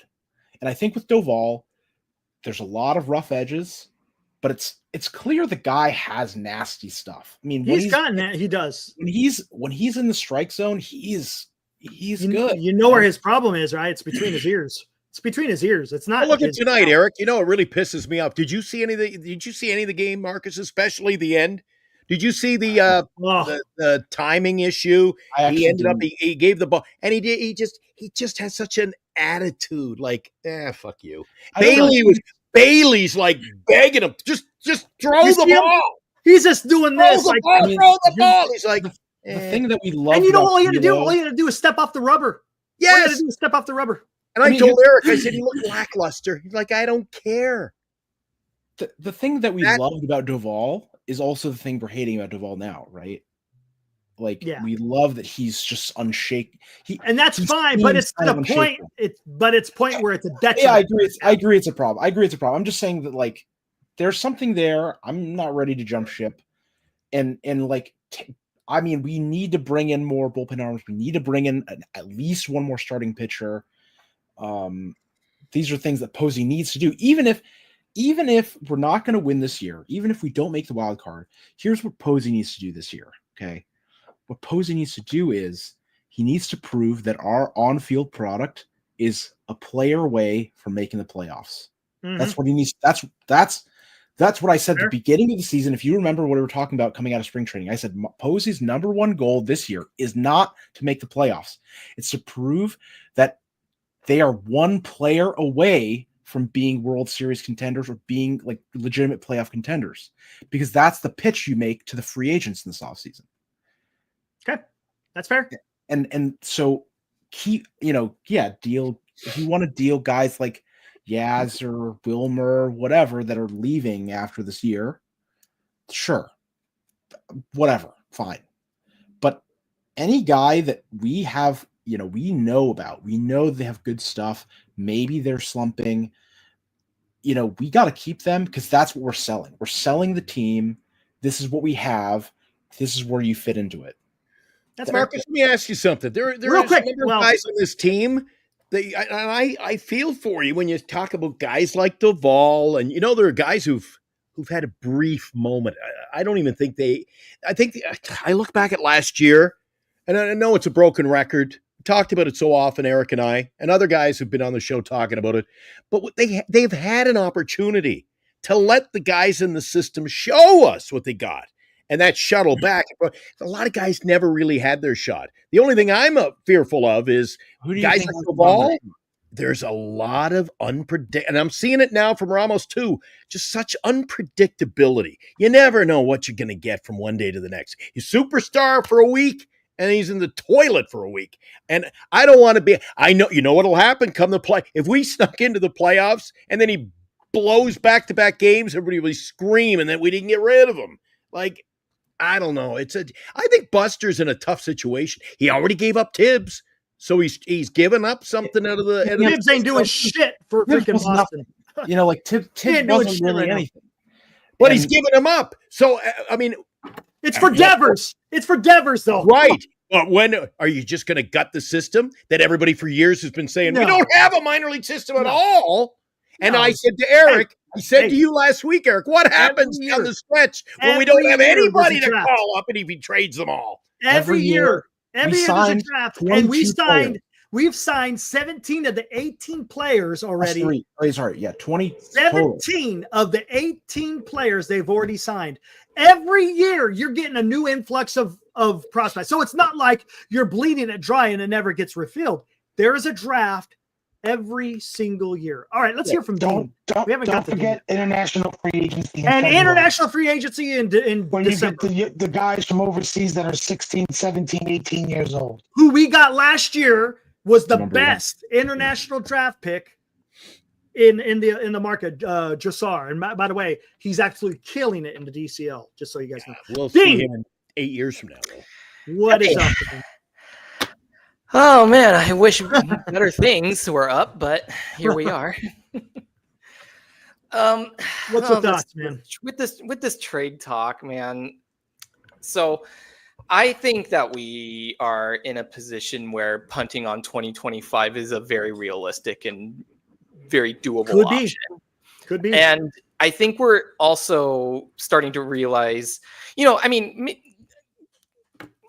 the thing about this situation is that like the holes are very clear. We don't have very good hitting. Our fielding is pretty bad. And I mean, like Chapman notwithstanding, of course, but still, we're getting really poor defense. We're getting really poor hitting. And now we're getting to a point where the pitching is starting to get pretty gassed. Well, damn, the hitting was there today. The hitting was there today. Well, here's the thing. Like, I'm not super concerned about. Well, okay, Birdsong and Verlander, of course, I'm concerned about, but the starting three of Webb, Ray, and Roop, I'm not too concerned with, and I think the Giants are going to be incentivized to hold on to them for a bit, because again, pitchers don't grow on trees. It's going to be pretty hard to get another starter for the rotation. So having them as our three, I can live with that. I can live with that as our top three, and maybe shopping around for a fourth and a fifth sometime in the off season, because I don't think they can really opt for that right now. But yeah, I think we have to maybe let go of some of our, just like some of our guys who are going to be up for it. And like, I think the Yaz's and the Flores, unfortunately, I feel like these are definitely options for them to pick up. They're not going to get much from it outside of potential depth, but seeing how depth has been an issue for us this year, I don't see why we shouldn't shore up some of the depth for next year too. Dean, let me ask you a question, buddy. You're saying what everybody knows. Yes, Flores, whoever. Who wants them? Who wants these guys? Oh, yeah. Okay. Yaz. There's people that want Yaz. I mean, look at for a bench player. He's good against right-handed pitchers. It's undeniable if you look at his performances against right-handed pitching. But when left-handers come up, he just like swings the bat around wildly and like has no idea what's going on. Like, that's the issue. So if we don't mail it in, if we're still in so then we can't trade him. Well, I don't think that's the case. I think. Well, I mean, why? I mean, Marcus, you're on both sides of the fence. Oh, we got to trade him. Well, if he's so good, why would we trade him when if you want to go all in this year? No, that's only if you're out. I mean, if we want to go all in this year, then I want to keep Yaz. You got to keep him. Yeah. I think we want to keep Yaz and get a right-handed hitter that's good against left. I mean, one of our big weaknesses this year is left-handed pitching. Getting someone who is great against left-handed pitching would be, priority number 1, 2, or 3. I don't know, because how many lefties do you face? See what I'm saying? Because right now, you really don't. Yes, I would just give me a freaking contact hitter who gets on base. That's all I'm asking. Thank you. Right? Somebody I don't give a shit. 280. I don't give a shit about the platoon because you got Wilmer Flores who could crush lefties who should be on the bench in those situations. So I'm okay with that. I want to get a guy out there who's going to play every single day. Yeah. No, but that's the thing. That's why I'm saying go get freaking Roman. Go get Ryan O'Hearn. No, Laureano. He is much better defensively. He can play right field. He's got an arm, and he's a contact hitter. I would love to get him. Yeah, I mean, I was saying I would love. He's a one-year guy. I would love Rob Refsnyder. He has an option on him, Eric. Laureano has an option on him for next year. Is it player or his team? I don't know. It's a team. I think it's a team option. I'm not 100% sure. Well, then that's even better for the Giants. Yeah, I was saying I would love Rob Refsnyder as a to go with Yaz. He's not that good. I mean, he's not. But if you look at his stats against left-handed pitch, that's the issue, right? Like these are platoon guys. I know people don't love platoon guys, but you got to feel the team, And I don't hate platoon guys if you have a few of them. I mean, Posey's proven that he is willing to put the same lineup out there most of the time, right? With seven of your 8 position players. Or 8 of your 9 from your lineup, or whatever. It's fine to have a platoon player here and there. Hey, Marcus, we're only a week away from this trade deadline, buddy. We're only a week out. At what point do you think Buster said? At what? I keep telling Eric that I think Buster's never going to sell. So I don't think he's going to be. I don't think he's going to sell the big name. He's not going to sell the Rays and all that. I don't see. The question is, does he hold or does he buy? Right. That's those the are the questions for Posey. So if we get that in our heads now, Posey's never selling. Either he doesn't, something small and says, hey, we're just going to see what we got, or he's going to buy. And I think Posey wants to make an impact, man. He wants to. You don't go out there and get Devers and say, I just want to kick the season. He's making these safe big moves, right? Where Devers isn't a rental. Devers is a permanent fixture in your lineup. He's a foundational piece. Exactly. So if Posey can make a big trade for someone that will, improve our lineup this year, but also stick around for next year, I could see him doing something like that. There you go. Here's a question. Yeah. Yes. If the people who want to sell, give me a name. Who do you want? Everyone said, I want to see that. I want to talk to the chat here for a minute. I see a lot of people sell. So who would you sell? Who is on the top of your list of wanting to get from whatever team? O'Hearn, his numbers. Well, no, but you're not going to trade for him because that means you're going for a rental, right? So that's a rental. You can't trade for O'Hearn if you're selling. People who want to sell want to revamp you want to sell to make the team better today, which I agree. I think they should do that. That's buy. That counts as buying. Who wants the people who are calling for sell? Who do you want? Who do you have your eyes on? If everyone's saying sell, what is that golden ticket that you want to get? Ray for Quan, that's not going to happen. Ray for Quan will not happen. When you sell, you're not getting big league. Cleveland doesn't want to pay. Cleveland doesn't want to pay money. You're not going to give up Ray for a Quan. Okay, if people are going to suggest trades that involve us giving up controlled players, I just want to hear what people want to trade for. Please tell me. You don't trade for draft picks, Jay. You don't trade for not in the baseball. You can't trade. Prospects haven't even been dealt lately. Last year there wasn't a top 100 prospect. Exactly. Top 100. So tell me, 100 prospect dealt. What prospects? Everyone's saying sell. Everyone's saying sell. So tell me, who are we going to get to make this team better?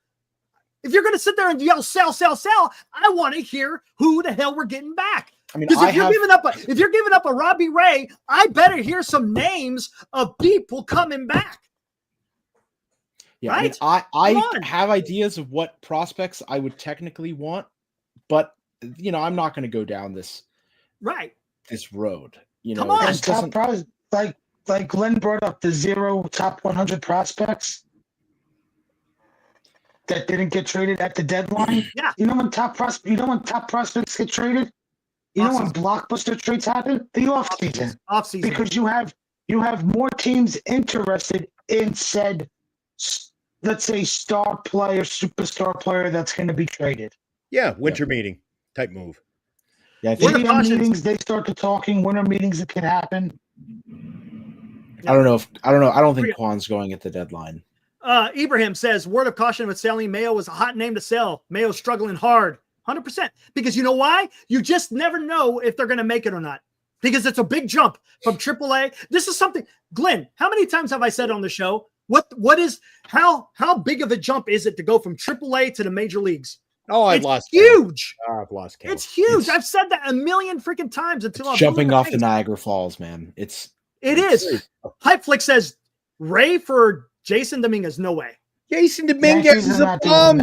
He's a bum. Way. What does he bring to our lineup? Nothing. Nothing. You give up. I'm not giving up a Ray for a. People are just. Here's the thing. People are just naming rookies they heard on 34 ESPN. RBIs. Oh, come on. Like they have no idea what they're talking about. Have you ever watched Jason Dominguez play baseball? You're telling me you want to trade Robbie Ray for Jason Dominguez? You don't even spell his name right.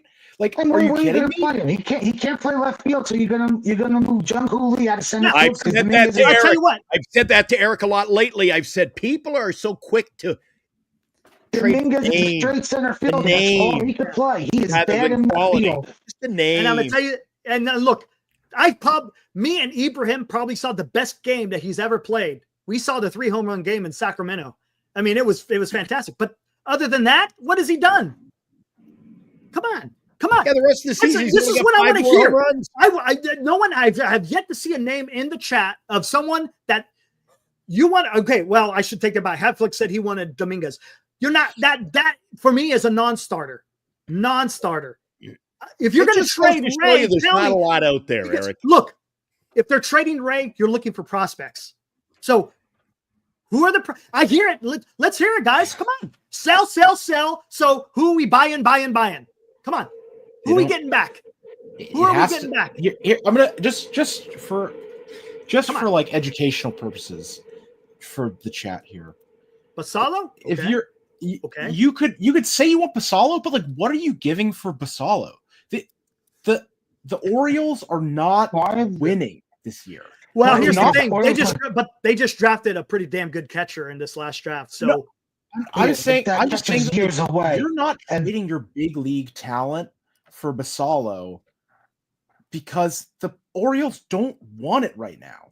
They're going to wait until the off. If they're going to deal Basalo at all, it's because they're going to deal him in the offseason so that they can get a full year without the prorated contracts of these big leaguers that are going to waste. Basalo, from what I've read, Basalo's not good at is still working on his defense. Like, he's a hell of a hitter, but he's still working on his defense at catching and his catching. Hold on. So I got to see this guy. I like this guy. I don't know who he is. I just saw him in the chat, and this is absolutely poetry. Nostradamus, SFG prophecies. A buster of flowers can try to orchestrate fate. The deal struck late upon a playoff gate. A herald cometh, but victories never came. With a timid stride, they may play below their flame. One game, the gap, yet fate refused to yield. The orange may fall before an October field. Bro! Dude, I love it. I'm gonna guess. Snap. I love it. Yeah. That's one of these. I'm gonna guess ChatGPT did that poem. Dude, I don't care. I know what it is. Eric see the thumbnail? Eric likes love that jersey. You love that jersey. Dude, that's awesome. He's got Nostradamus. I don't like the jersey. You love the jersey. Come on. Dude, I like that. That's entertaining. I love that. I love it. Dude, you brought it today. That is fantastic. Thank you, Nostradamus, SFG prophecies. I do have an update on Tanner Scott. What they say? So this is per Alden Gonzalez. He seemed to be grabbing his left hamstring, not so much his elbow. Oh, his hamstring. That's still, you could be done for a month, if not longer. Yeah. Anyways, where are we at? Where is the players? I haven't seen any players yet, other than Jason Dominguez. Oh, and Basalo. I saw Basalo too. No one else? No one else have any names they want to drop? I hear a lot of sell, but I'm not hearing any names being dropped on who they want to improve the San Francisco Giants. Do you guys know anything about this Sean Murphy in Atlanta? His name comes up in our chat all the time, but I look at his stats all the time. He's now 73 Ks and 200 at-bats. I'd rather have Kisner. No triple. No, okay. I wouldn't rather have Kisner. Kisner's doing well, man. No, here's the thing. Sean Murphy, let's not knock Sean Murphy too bad here, okay? He is a solid big league catcher. And the issue is that they have this awesome rookie in Drake Baldwin. If you were to rank all the catchers in the league, Sean Murphy would be in all the starting catchers. Sean Murphy would be in the upper half of them. I mean, he's not like a superstar, but the thing about catchers is that like it's hard to find acceptable ones. It's hard to find good offensive catches. Yeah, and Sean Murphy has some pop. Yes. So just to give everybody an update on the Braves, guys like Murphy and Ozzie Albies, they're not selling them now. But they said the report I read is they would listen on them in the off season. Oh, gotcha. Okay. Yeah, the only people who need the why? deadline Because are, they like, won't get anything in return. Iglesias and Ozuna. Nobody wants to pay. I think plenty. And I think also there's plenty starting of teams catches are hard. Yeah, they're Go hard. ahead, Marcus. It's hard to find. It's hard to find good starting catching. It's rare, very, very hard. So there is a market for starting catching. Well, there's a lot of teams that are starting missing. catching at the deadline is very hard to trade for because they got to learn 13 going to a new team. They got to learn possibly 13 new pitchers, pitch mixes, personalities. They got to get to learn every single one. I sent this to Eric was it last week, Eric? Yeah. I looked this up just for Glenn. The last time a starting catcher was traded in season was 2022, and it was my Mets trading away garbage catcher James McCann to the Orioles. But he was going to be the backup to Adley Rutschman. So he wasn't getting traded to a team to be a starter. Right. So starting catchers mostly get traded in the offseason, just like a lot of the big blockbuster trades happen now more in the offseason. Well, if there's anybody out there looking for a catcher, I hope they call the Giants. Okay. Okay. The other thing Can I ask a question? Can I ask a question of some of the fans out here? Something I want to, because I see, again, it's going to tie into the sell. How many people liked Brian Sabian as the Giants general manager? Attaboy. Hell yeah. How many people, right? One of the best ever. Him and Pat Best ever in my lifetime. Best ever. Brian Sabian. How many stars did he sell off the Giants team? How many times did he sell? How many times did Brian Sabian go off and sell a guy, say like a Robbie Ray? No, but he was able to go out and get him. He was able to get him at the deadline. Wait. No, but did he trade anybody? Yep. Okay. I was waiting for that one, Vince. You fell right into the trap, my friend. Matt Williams. Why did he trade Matt Williams? Did he trade Matt Williams because the team was going nowhere? Was he trading him because the team was going nowhere and they were trying to get talent? Why did they trade Matt Williams? Why did they trade Matt Williams? Why? Anyone know? Anyone know? It's pretty easy, actually. Why did Brian Sabian sell Matt Williams? I shouldn't say sell, but traded.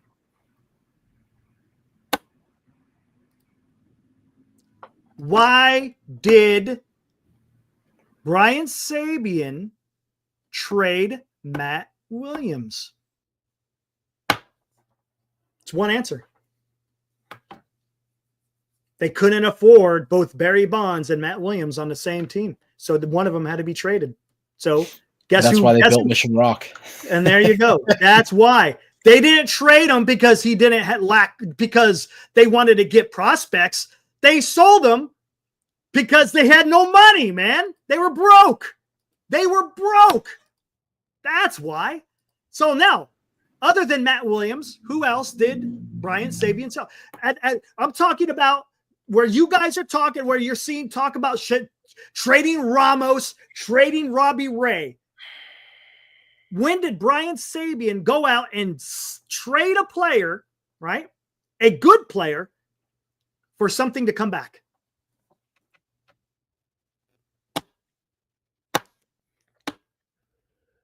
No, Justin. He traded them because they were broke. That's why. And it's just in the modern era of the Giants, he never sold, right? Hype, right? With how rich the team is, it doesn't. We don't need to sell. I just don't. I don't understand like what we think this game is, or what we think the Giants are. We're the 5th richest franchise in all of baseball. We can afford to just win all the time if we want to. It's like we don't need to sell. We can just win games of baseball. It's just get the guys that we want. Like, there's plenty of teams that do that don't struggle with. I understand completely. Answer the question. When did Sabian do the same? Did Sabian do that? Did Sabian ever do that? The guy who orchestrated, the architect of 3 world championships, did he ever do that? You're saying I don't understand philosophy of selling? I know exactly what it's about. So talk to me. When did Brian Sabian sell a guy? I say sell, that's probably bad. Trade a guy to do exactly what you just said, to go get younger. Talk to me, man. Come on. I understand completely what's going on. But you just don't trade just to trade. You just don't. You want to make the team better. And you got to damn well know who you're getting back in return. Because if you're taking gambles, you just don't know what the hell's going to happen. You just don't.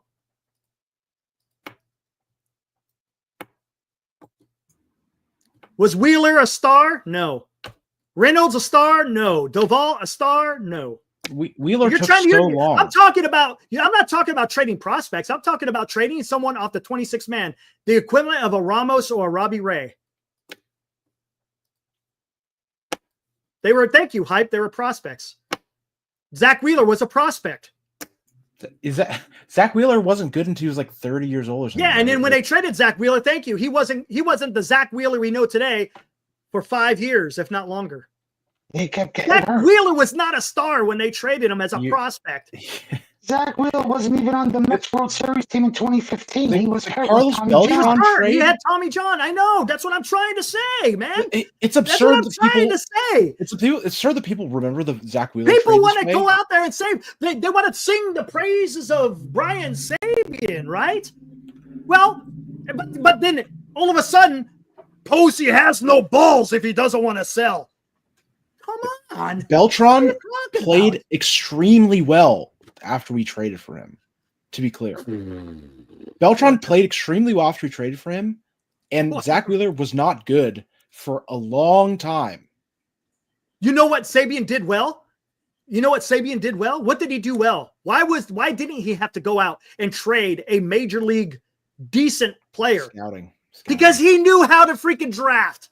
Yeah. He knew how to draft. And we don't know that from Posey yet. All right? Right?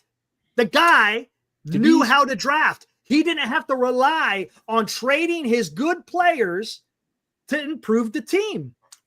Did you guys talk about the draft, the Posey's draft strategy at all? No, not really. I'm not going to get into that, man. We're already an hour and 40 in. Not today. I just mean, have you talked about it on the show previously, or I'm not opposed to trading Eldridge. It all depends on who you get back, though.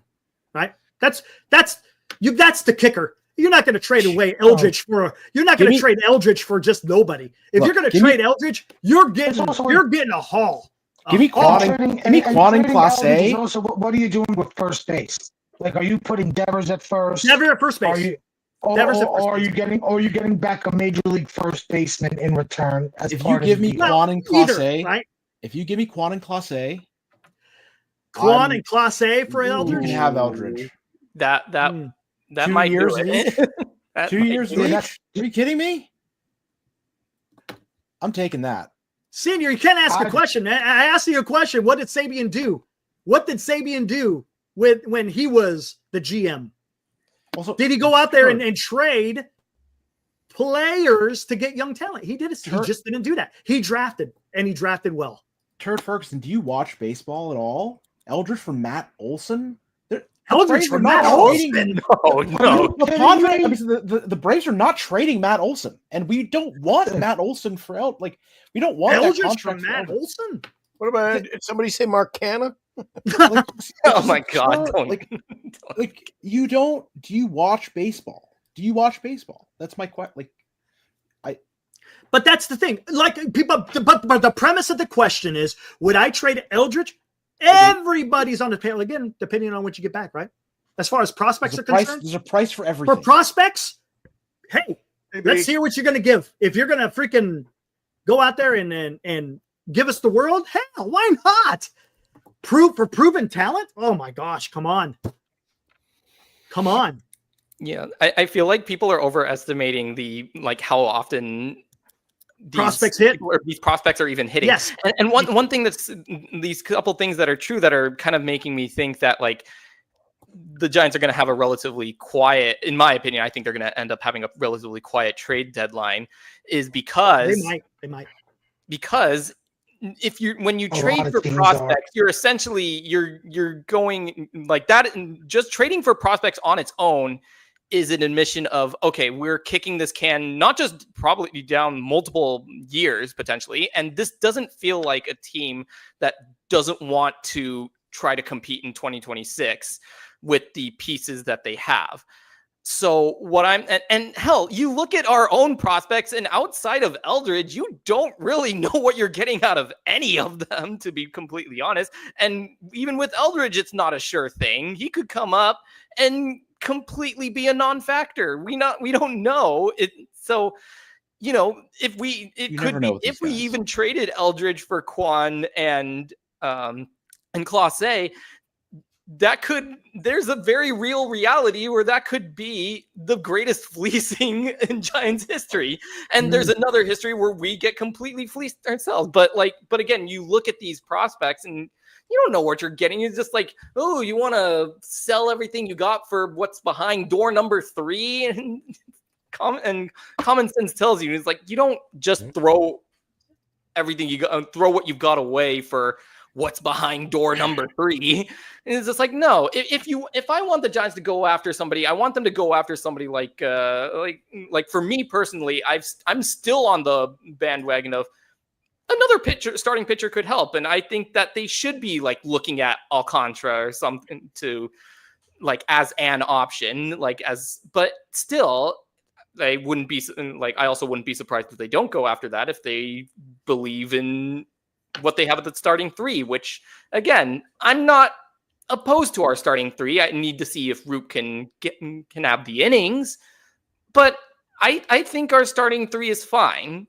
And 4 and 5 we can deal with it in the offseason. And because I don't think they're going to do anything. Unfortunately, I don't think they're going to do anything with Verlander, and I don't think they're going to do anything with Birdsong outside of maybe re-demoting him to the bullpen. I think 3 Carsons in to eat up innings as well.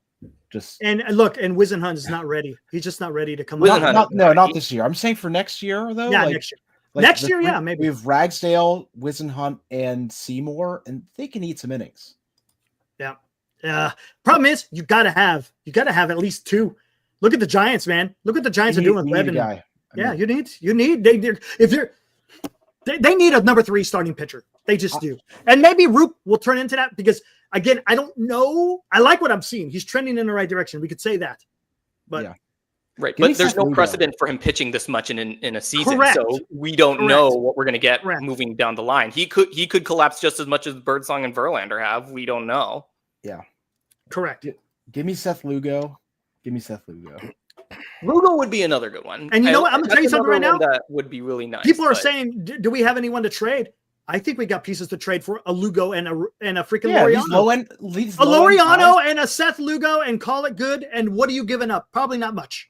And we can also take a flyer on some of these struggling bullpen guys from other teams too. I mean, especially guys that struggle with the long ball, will probably do a little better in our park. Like someone who's kind of fallen by the wayside, like Raisel Iglesias. I'd take a flyer on him for the stuff. Hey, Senior, who do you trade? Who do you trade Ray for? Who do you want back for Ray? I want to hear. I want to know what you get back for Ray. Since he says the panel doesn't know what we're talking about, I want to know who he wants for Ray. We seem to not know what we're talking about here. I also want. What do you get for Robbie Ray? To argue against this point too. What do you get for him? If you want to trade for him, if you want to trade him, who do you want? Who is on your target list? If the Giants scouting has been a problem, how do you kind of support them scouting other people's? Name the top prospect or two. Name the top prospect or two. That's what I want to know. Spencer Jones? Do you trust in the offense? Hell no. Do you Spencer trust Jones? Our scouting Hell no. to pick out who the best prospects are to return? Hell no. Players? Like I don't know. I don't want Spencer Jones. Hell no, I don't want Spencer Jones. Good God, man. I mean, prospects are lottery tickets. And ideally, when you're making trades for prospects, you're either getting one that's coming up soon, like who usually don't get traded. These guys don't 100%. get traded. Or you're 100%. trading for like a bunch of lottery tickets, like down the list. Like people's number 3, number 10, number 12 prospects. So it's like, don't give a. I get it. Don't come after us when we're just out here just talking. Come on, you're saying we don't know what we're talking about. We're trying to freaking talk through this. All we're saying is, if you're going to trade Ray, you better know who the hell you're getting back, because you're not just kicking 2025. You're kicking 2026 down the road. That's what you're doing. Right? You can also say who's going to fill Ray's shoes in the rotation in the offseason via free agency, right? Via trade. Exactly. What are you going to do? Because because now you're affecting not just this year. Now you're affecting years down the road, right? So you better damn well know what are you doing with that money. What are you doing with the Ray money that's coming off the books? Right. Where are you spending it? You're back to Jason again. Ray costs what, 21 million? Why would you move Robbie Ray? This is another one that's grown legs, Eric. These talks, move Robbie Ray. Why the heck? Why are we even talking about that, to be honest? Because then you got to feel that. Then you got to feel that. You got to feel that next year. And where are you going? And honestly, for next season, where are you going to find another Robbie Ray? What all-star pitcher are you getting for the amount of money that we're paying? Thank you. How much money are you paying Ray? You're not going to find that. Seriously, you're right. No, you got to think about that. At his level, only $25 million a year is nothing. It's a drop in the bucket. That's a steal. Like, I know. Like, we are very fortunate that we have Webb and Ray on relatively very strong deals for their caliber of pitching. Come on, you're not just going to find that. They would get close to $30 million on the market now. Easily 30 million. 100%. Maybe more. I mean, you saw some of these crazy like short-term contracts. To get one year of Ray at 25 million is amazing. Case in point, Frankie Montas, 17 million. I wanted to vomit in the offseason. And so far he's been pretty good coming back from injury. You made a good point. You made a good point when we were at the game last week, or I guess it's a couple of weeks ago now. Remember we were talking about pitching at the ball game. And I think the comment you made to me was, can you imagine if they had just either kept one of their guys? And I think you brought up between like Gosman and Rodon. I think you brought up Gosman. Gosman was the guy that I really wish that they held on to. Gosman, but they let so many go. If they just kept one of them, that was a miss. My prediction now is, you know what? I think the only deal, they could make a splash, but I think the only deal, when all is said and done, I could honestly see Yastrzemski for future considerations. See, here's another thing, Senior.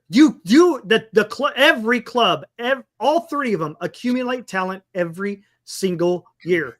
And as Armand pointed out rightly, twice a year. You have a draft in the summer and you got the international draft in the winter. You are constantly filling up the coffers with players, right? Constantly, every single year. That's what Sabian was magnificent at. You don't have to always trade. There's times when you want to do it, like at the trade deadline. That's when you make a trade to make that push. You want to make that push for the rest of the season and try to get into that playoff and run deep in the playoffs.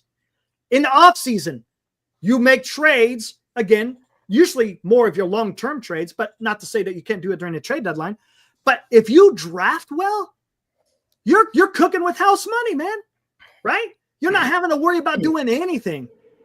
But whatever. What do I know? What do I know? Again, the thing that I want to also highlight here is look at the whole Devers situation. Yes, we took on the contract, but that's nothing too. Look what they got back right for that. Ultimately, 2 prospects, 3 if you want to count Harrison, but Harrison already had a pretty decent amount of major league reps at that point, and a failed starter. Like, do you see how hard it is to accumulate talent? Like, I still think, I think the Red Sox have a farm system that's even remotely respectable. We would have to sell off everything. It would have to be a fire sale. I still think the Red Sox, that was a great trade for them. Well, only because of the culture with I think getting Tibbs and I think it's a trade that had to happen. I think it's a trade that had to happen. I don't think it was if Devers was with the Giants or somebody else. Yeah, I mean, if Devers didn't have those issues with the GM, there's no way Devers ever moves, and there's no way it would be a good idea for Devers to move. Add the owner to that. Add John Henry to that. Yes. And I think John Henry had a big say in that. When you remember when I came in as soon as Devers trade happened, I brought up my theory. I thought it was Breslow and Henry since the offseason dividing Devers from Cora and the team. Because John Henry, I don't know what the hell happened to him, does not want to spend money. Cedar says, Eric, do we disagree on where the team is right now? You think we're 1 or 2 players away, like a Laureano or an O'Hearn away from getting hot and being last year's Tigers? I just use that as an example. Why do people misconstrue what I'm trying to say? I prefaced that scenario saying the Giants probably won't do that. Just saying it's been done before, and it's been done as far back as just last year. What I'm saying is you get some players and you see what can happen, because the Giants have pitching. We've seen this before. A la 2010. The Giants, were they a hitting machine? Not necessarily. Well, how did they win? Timely hitting, pitching, defense, which failed today. That's what you do. That's why I don't want to give up on this year, because the Giants are pitching their asses off. And you don't want to give up on that. Some people want to give up. I don't. I see potential. If you're able to throw the ball as well as the Giants have been, you're going to do something. They got to do is hit a little bit. I'm not asking for a guy to go out there and hit 30 fucking home runs. I'm asking for guys just to hit, timely hitting, get a hit with a runner in scoring position, get some traffic on the base paths. That's all I'm asking. Period. That's all I'm asking. There is a chance. I'm not saying it's going to happen. I'm not saying it's going to happen. All I'm saying is when you have as good as pitching as the Giants have right now, you just don't want to squander that. Now, it's going to get to the point where they're going to have to make that decision, right? Right? When they get to the trade deadline, they're going to either say, all right, we're going to stand pat, we're going to sell, or we're going to buy. Let's see what happens. I wonder it. Eric, we only have a number 1 and a number 2 pitcher.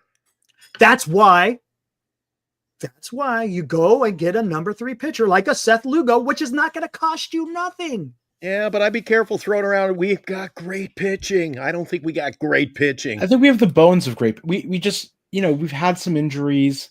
We've had some disappointments, and we're lacking, some of that back end depth that, we've burned through. I mean, we had a lot of bullpen injuries. Would you trade for Mitch Keller? Ooh, he's going to cost, though. He's going to cost. Really. Knowing Bob nothing. That's what I call him, because you don't like to spend. He might want that contract off the books. Keller is in year 2 of a 5-year, $77 million contract. In the offseason, there was a rumor that the Mets and other teams called them up and that the Pirates were looking to salary dump Mitch Keller, like the Mariners were looking to somewhat dump Castillo in his contract. Yeah, I mean, look, I'll take any depth we can get for the right price. That's all it is. Can I ask you guys a question? Is Logan Webb a good pitcher this year? Yeah. Is Robbie Ray a good pitcher this year? Yeah. Yes. Is Landon Roop trending in the right direction right now? All right. Right? Doing okay. All Has right. Verlander been an absolute disaster? Absolutely. Yeah. Yeah. Has Birdsong been an absolute disaster? Since Recently, got him out of the They have bullpen, been. yeah. Do we have the best bullpen in the major leagues? Still, despite What? Bivens, we're still the best. Really? Best bullpen. Okay. Just wanted to make sure. So if you go out there and get a number 3 starting pitcher, right? As long as it doesn't cost you too much, how much better will the Giants be? It's a big question that's going to come up in the next week, Eric. What? The question that's got to be answered will be, does Buster give up what We don't know that, right? That's going to be the question on what Buster Posey does, 100%. And the one thing he is, we could all agree, he's a competitor. But if we don't get the pitcher and he goes, well, the asking price was too high, well, then we know he wasn't willing to pull the trigger. Yep. Yeah. And I understand what you're saying. I can see short term. I can see short term this year them kicking the can down the road. I would be totally fine with that. I would say that's a fair assessment of where the team is at right now. Now, next year, I still think that there's plenty of potential for next year. And so I don't think you, like it said, I don't think you fire Sale. That's the last. Who are we losing next year? Who are we even losing? Of all of our best players, who are we losing next year? Nobody. The only people you're losing is you just get to run it back. You get to run it back with more money spent. Yeah, and I think what people are kind That's of why you got to be careful and not listen to guys in the chat. Trade Ray. Yeah, what's missing you about want to break it down before you build it up.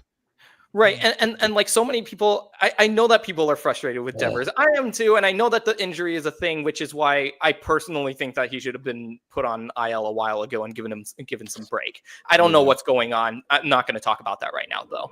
But the move for him in June wasn't your prototypical, contender goes out to make a move to make the team stronger. No, that was a long-term move. That was more of a futures move than anything else. You get a lot of stuff out of Devers the year you get him, that's great. But again, I understand that the offense has been really underperforming, but as Eric likes to use this term, a lot of these guys have back of the baseball cards and they're not performing to the back of their baseball cards. Right. And I'm not asking them to exceed what they do. I'm just wanting them to play what they could do. Tonight, Adames, Devers, and Chapman all showed up at the plate, and that's the core of our lineup. Imagine that. The offense, unfortunately, it's come at a poor timing where the pitching has been taxed with some really tough outings, and also I want to bring up this point too. A lot of people have been saying like the pitching is kind of gassed. I also want to bring up, look at the offenses that we faced recently. We had the Phillies, Dodgers, and Blue Jays, top offenses. Yes, the Dodgers are struggling right now, but that doesn't mean that their bats haven't been working. Look at their last 2 losses against the Brewers. I think they scored. Yeah, they lost 8-7 and 6-5. Both games, their offense was humming. So yes. Again, the pitching had some pretty tough assignments. Yeah, they didn't really come out on top of those. So I'm not too worried about the recent downturn on the starting pitching. I think that comes back around. But if the hitting continues to underperform, that's I was telling Glenn too. It's like at some point, I know we don't like to, Eric, you don't like to blame the coaches, but at some point you got to start looking. Yeah, I hear you. I hear you. Right? Someone has to be accountable. All right, here we go. And hold on real quick. Go ahead. I said 30 minutes ago, I would trade anybody on this team. If you give up on this, if you're giving up and hey, Eric, what do you think? If you're giving up, if Posey goes on KMBR Thursday morning, goes, I'm giving up on this year. Then okay, giving up. Then why the hell not would you listen to offers on anybody?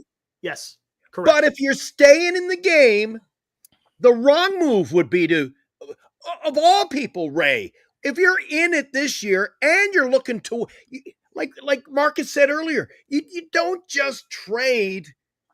You got to make, or was it Dean? You can make a trade to help right now, this year, this strike, while it still helps you in the future. You got to be smart at the trade deadline. Yeah. Okay. Well, how about this then? How about this? Look at this. Senior said, yeah, the Giants came out of the gate strong. And ever since the 8-1, they're like 4 games under 500. I get it. It happens, right? Again, and yes, I'm bringing up the 2024 because it's recent. It's called evidence, I believe, that it can be done. Because how did the Detroit Tigers play month by month? In March, 3-0, man, undefeated. April, 1 game over 500.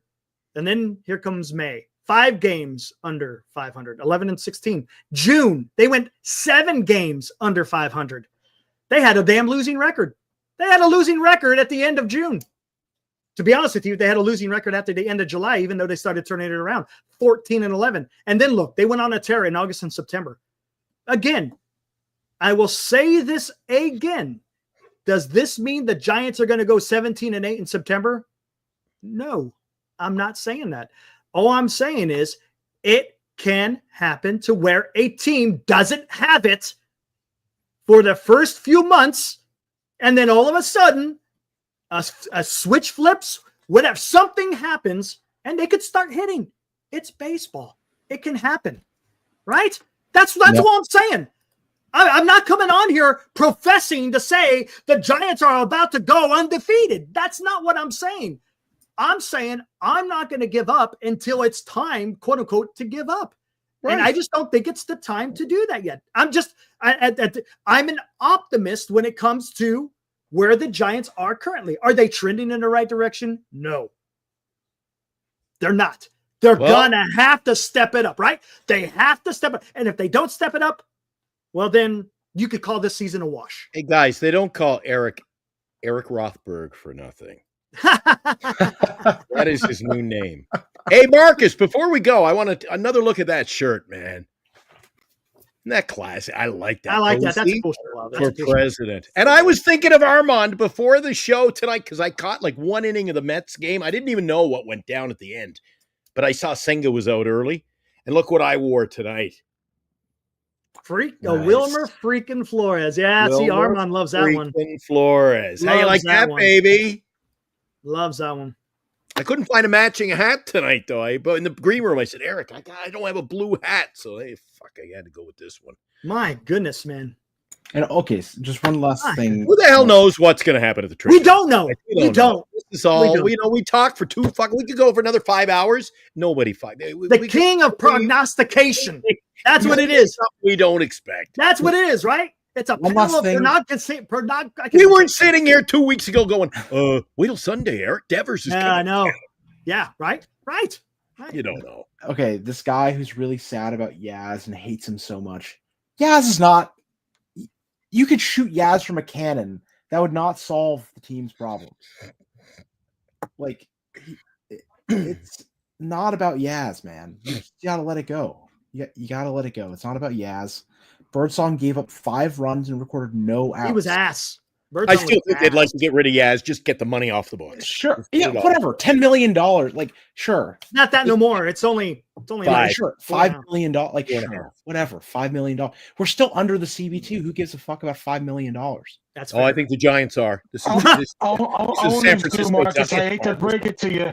Trust me, there's a lot of Trust me, there's owners in baseball meddle more than any other owners in any other leagues. They kill a lot of trades at the trade deadline. They say no. They're bean counters, man. Jeez. It is money.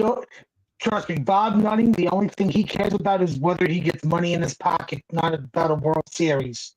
How many times have we talked, Eric, about the Giants, one of the top 5 richest teams in baseball? I think it was brought up in the show tonight, wasn't it? Yeah. Top 5 richest teams, Marcus. But I don't see him spending it. And this, I agree. I'm not afraid to spend. Like this is where I agree. Matos should be taken free ass. I don't know why they haven't done that, honestly. Because Matos is. I don't understand that. I really don't. I mean, look, You have to see what this guy has. You have to. I saw what he had the other day. But you're not. But every single day, he's got to play every single day for at least a couple of weeks to see what you got. It needs, to be honest with you, tomorrow it needs to start with him replacing Ramos. Ramos needs to go ride the bench for a game. He's got to be in the doghouse. You got to put him in the doghouse for one game. Then after that, then you go put him over in right field, and you bring in Yaz as a late inning defensive replacement. He's got to do it. He's got to do it. I mean, let me ask you something, Eric. Let me ask you something. You're so I love where you're going with the Matos thing.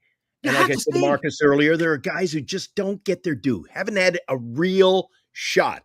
But do you think management of the Giants, whether it's this regime, the last regime, whoever you want to talk about, Giants baseball, do you think there's always some kind of a fear within the confines of their offices that if we fail, we got to fail with, our guy? Because if we put Matos in and fail, then it looks like we did something stupid, we blew it, we gave up. And look, they got to answer. And I think playing Yaz is playing it safe. And you know what? Yaz ain't gonna be here next year. So what are you really losing? You see what I'm saying?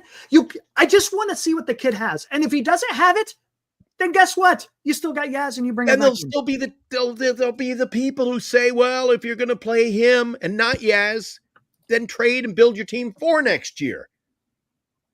100% needs to be benched. Period. Yeah, look, he needs to be in the doghouse because you just don't go out there and play baseball that way. Ramos is one error after another. This has been game. Today it wasn't even necessarily an error. You know what I call that? Just dumbassery. That was dumbassery. I'd rather have Devers out there in left field. If they got to put the runs, the hits, the errors, they need to put a D. Put a D out there past the E for dumbassery, and he's got the 1. Yeah, that was bad. Oh, they mentioned Tom Murphy on the Braves broadcast. They said Tom Murphy's going to help this club offensively. Did they? Yes, they did. Yeah, I mean, the whole Yaz Matos situation, like, again, if the Giants' intention is to punt this year, then yes, absolutely, you should be starting Matos over Yaz. There's no real reason for that. You know exactly what you're getting with Yaz. Yaz has consistently every single year been a 2 to 3 WAR guy, which is like, okay, he plays the right field at Oracle fine. He hits fine. He doesn't jump off the page. He's not like a guy that people outside our organization is going to be like, oh, look at that guy. He's fine. He's just okay. But that's better than being an actual liability like some batters have been. Right. Yaz is like totally like fine. Like fine. He's okay. I don't have anything. There's plenty of people to be upset about on the team. Yaz is doing exactly what he's getting paid to do. You know what I mean? Like he ain't getting anything done with the bat lately. He's just been he's a very streaky. He is. Hitter. He's like, and the Giants got a lot of those streaky hitters. They got Adames is starting to go on a heater, but yeah, I'll take Chapman is a streaky hitter. Yaz is a streaky hitter. Bailey. I tell you what, that is some of the most uninspiring at-bats. It's almost like he's just going through the motions. When I was watching his at-bats, I'm like, what are you? It's like, especially when he bats from the right. When he bats from the right, that just looks lazy. Against left-handers, Bailey is just... I almost think like Bailey should just give up being a switch hitter and just always bat from the left side or something. Like it's looking so bad. It's so bad. At least he makes more contact that way. He has no contact from the right. Yeah, from the right side, he flails. He just has no idea what's going on. Bat out, flying around, and then he turns, and it's like the Duvall attitude. He just, God, boy, I hate that. That's the worst thing. Can you imagine, Eric? When I played, even we go back. If you're playing a little league and you had these kind of these at bats or these balls you're dropping in the open, wouldn't you be pissed at yourself? And the way baseball players are now, such prima donnas, it's like, I'm going for a steak after the game. That's That's what it looks. That's the impression, right? You don't know. You don't know. That's the way it sure looks. But you get that's the thing. Perception is everything a lot of times, right, Marcus? When you go out there and you look like you're just being flippant about what you're doing, about playing the game that you're getting paid to do, right? That's just a bad look, especially the way that the Giants have been playing. Well, look at the ball. Give me an Al Hrabosky every day, man. Give me Al. You know who we need? He got the job done, and look at him. We need Tommy Pham. That guy looks pissed off. Tommy Pham, he's always pissed off. Always. He wants to box everybody. Yeah. You want guys who want to win. Yeah, and Tommy Pham wants to. I don't know if he's players on this team. It looks like that losing is an option. Don't face him in fantasy football. Yeah, I mean, all right, Eric. Up, man, I'm done. Guys, Marcus, Dean, Armand, man, thanks for hanging out. Appreciate it. Before Marcus goes, Eric, who's Marcus taken to I think the whole family affair, going to the game? Yeah, I'm taking my family. Right on, man. Yeah. Right on. You don't sound so happy about it. Well, I just, I wish I could report. I go. Yeah, I'm taking. I mean, I wish I could report that I had extra tickets for the wonderful host of the show, but no, it's all good. No. Dan has been sending out the texts all over. I don't know if you're getting the text. Dan was all over you. Oh, Marcus couldn't want no better guy could win. The nice guy. I said, he'll be texting you 2 minutes after the show. Actually, on the topic of going to games, Armand, I'm coming to New York to see the Mets, my friend. Hey, when are you going? I'm going. I'll be there on Sunday, the 3rd. Nice. I will be at SummerSlam that weekend when the Giants are in town. I'm going both nights. Oh, are you a wrestling fan? Armand, you're a wrestling fan? Yes. Oh, I'm moving into my new apartment. Oh, man. When are you going to be over at Oracle, Dean? I'm also going to be I'll be there on Saturday, also against the Mets. I'll be there August 29th. Hey, prick. All right, see you. Dean, what day do you come into New York? All right. Oh, I'm going to be there Saturday, Sunday. Friday night's WNBA game, then Saturday and Sunday, Bernice and I are going to go. So I'll see you, Dean, this weekend. All right, sounds good. Right on. Saturday afternoon, the usual spot, right? Yep. 6:05 start. All right. Bye-bye. Goodbye. Holy crap, dude. What a freaking show, we didn't even dude. get to Justin tonight, so we apologize. Oh, my gosh. You didn't get to Chardol. Oh, my God. What a freaking damn show. Oh, my God. Well, it started off with a bang, man. Man, dude. And I don't know why you're so upset. Calm down, Eric, because we're not going to make the postseason anyway. That's not the point. That's not even the point. The point is I want to see a better brand of baseball than the bad news Bears that we witnessed today. It's one thing if you go out there and you get beat by a good team. That happens, right? But when you go out there and you literally are shooting yourself in the foot, whatever you want to use, I don't like that type of baseball. Yeah, but the reason I'm not as wound up as much anymore as you are now is because this is the trend. This is what I have come to expect. Tonight, when they got up early and then came back and shit the bed, bases loaded twice and still no way out. I know. I went, this is Giants baseball. But you know what? They did score 5 runs. The lineup showed up, but everything else fell apart. So what are we going to do? Dude, it doesn't matter. If we get 12 hits, the other team scores more runs. Yeah, I know. That's the thing. It's and Verlander goes out. The guy who can't fucking buy a win throws a 2-hitter, and we lose 2-1. So, come on. Enough. Let's come back tomorrow and do this all over again. Hopefully, we have to. See you then. Yeah, guys. See you tomorrow. Peace. Woo.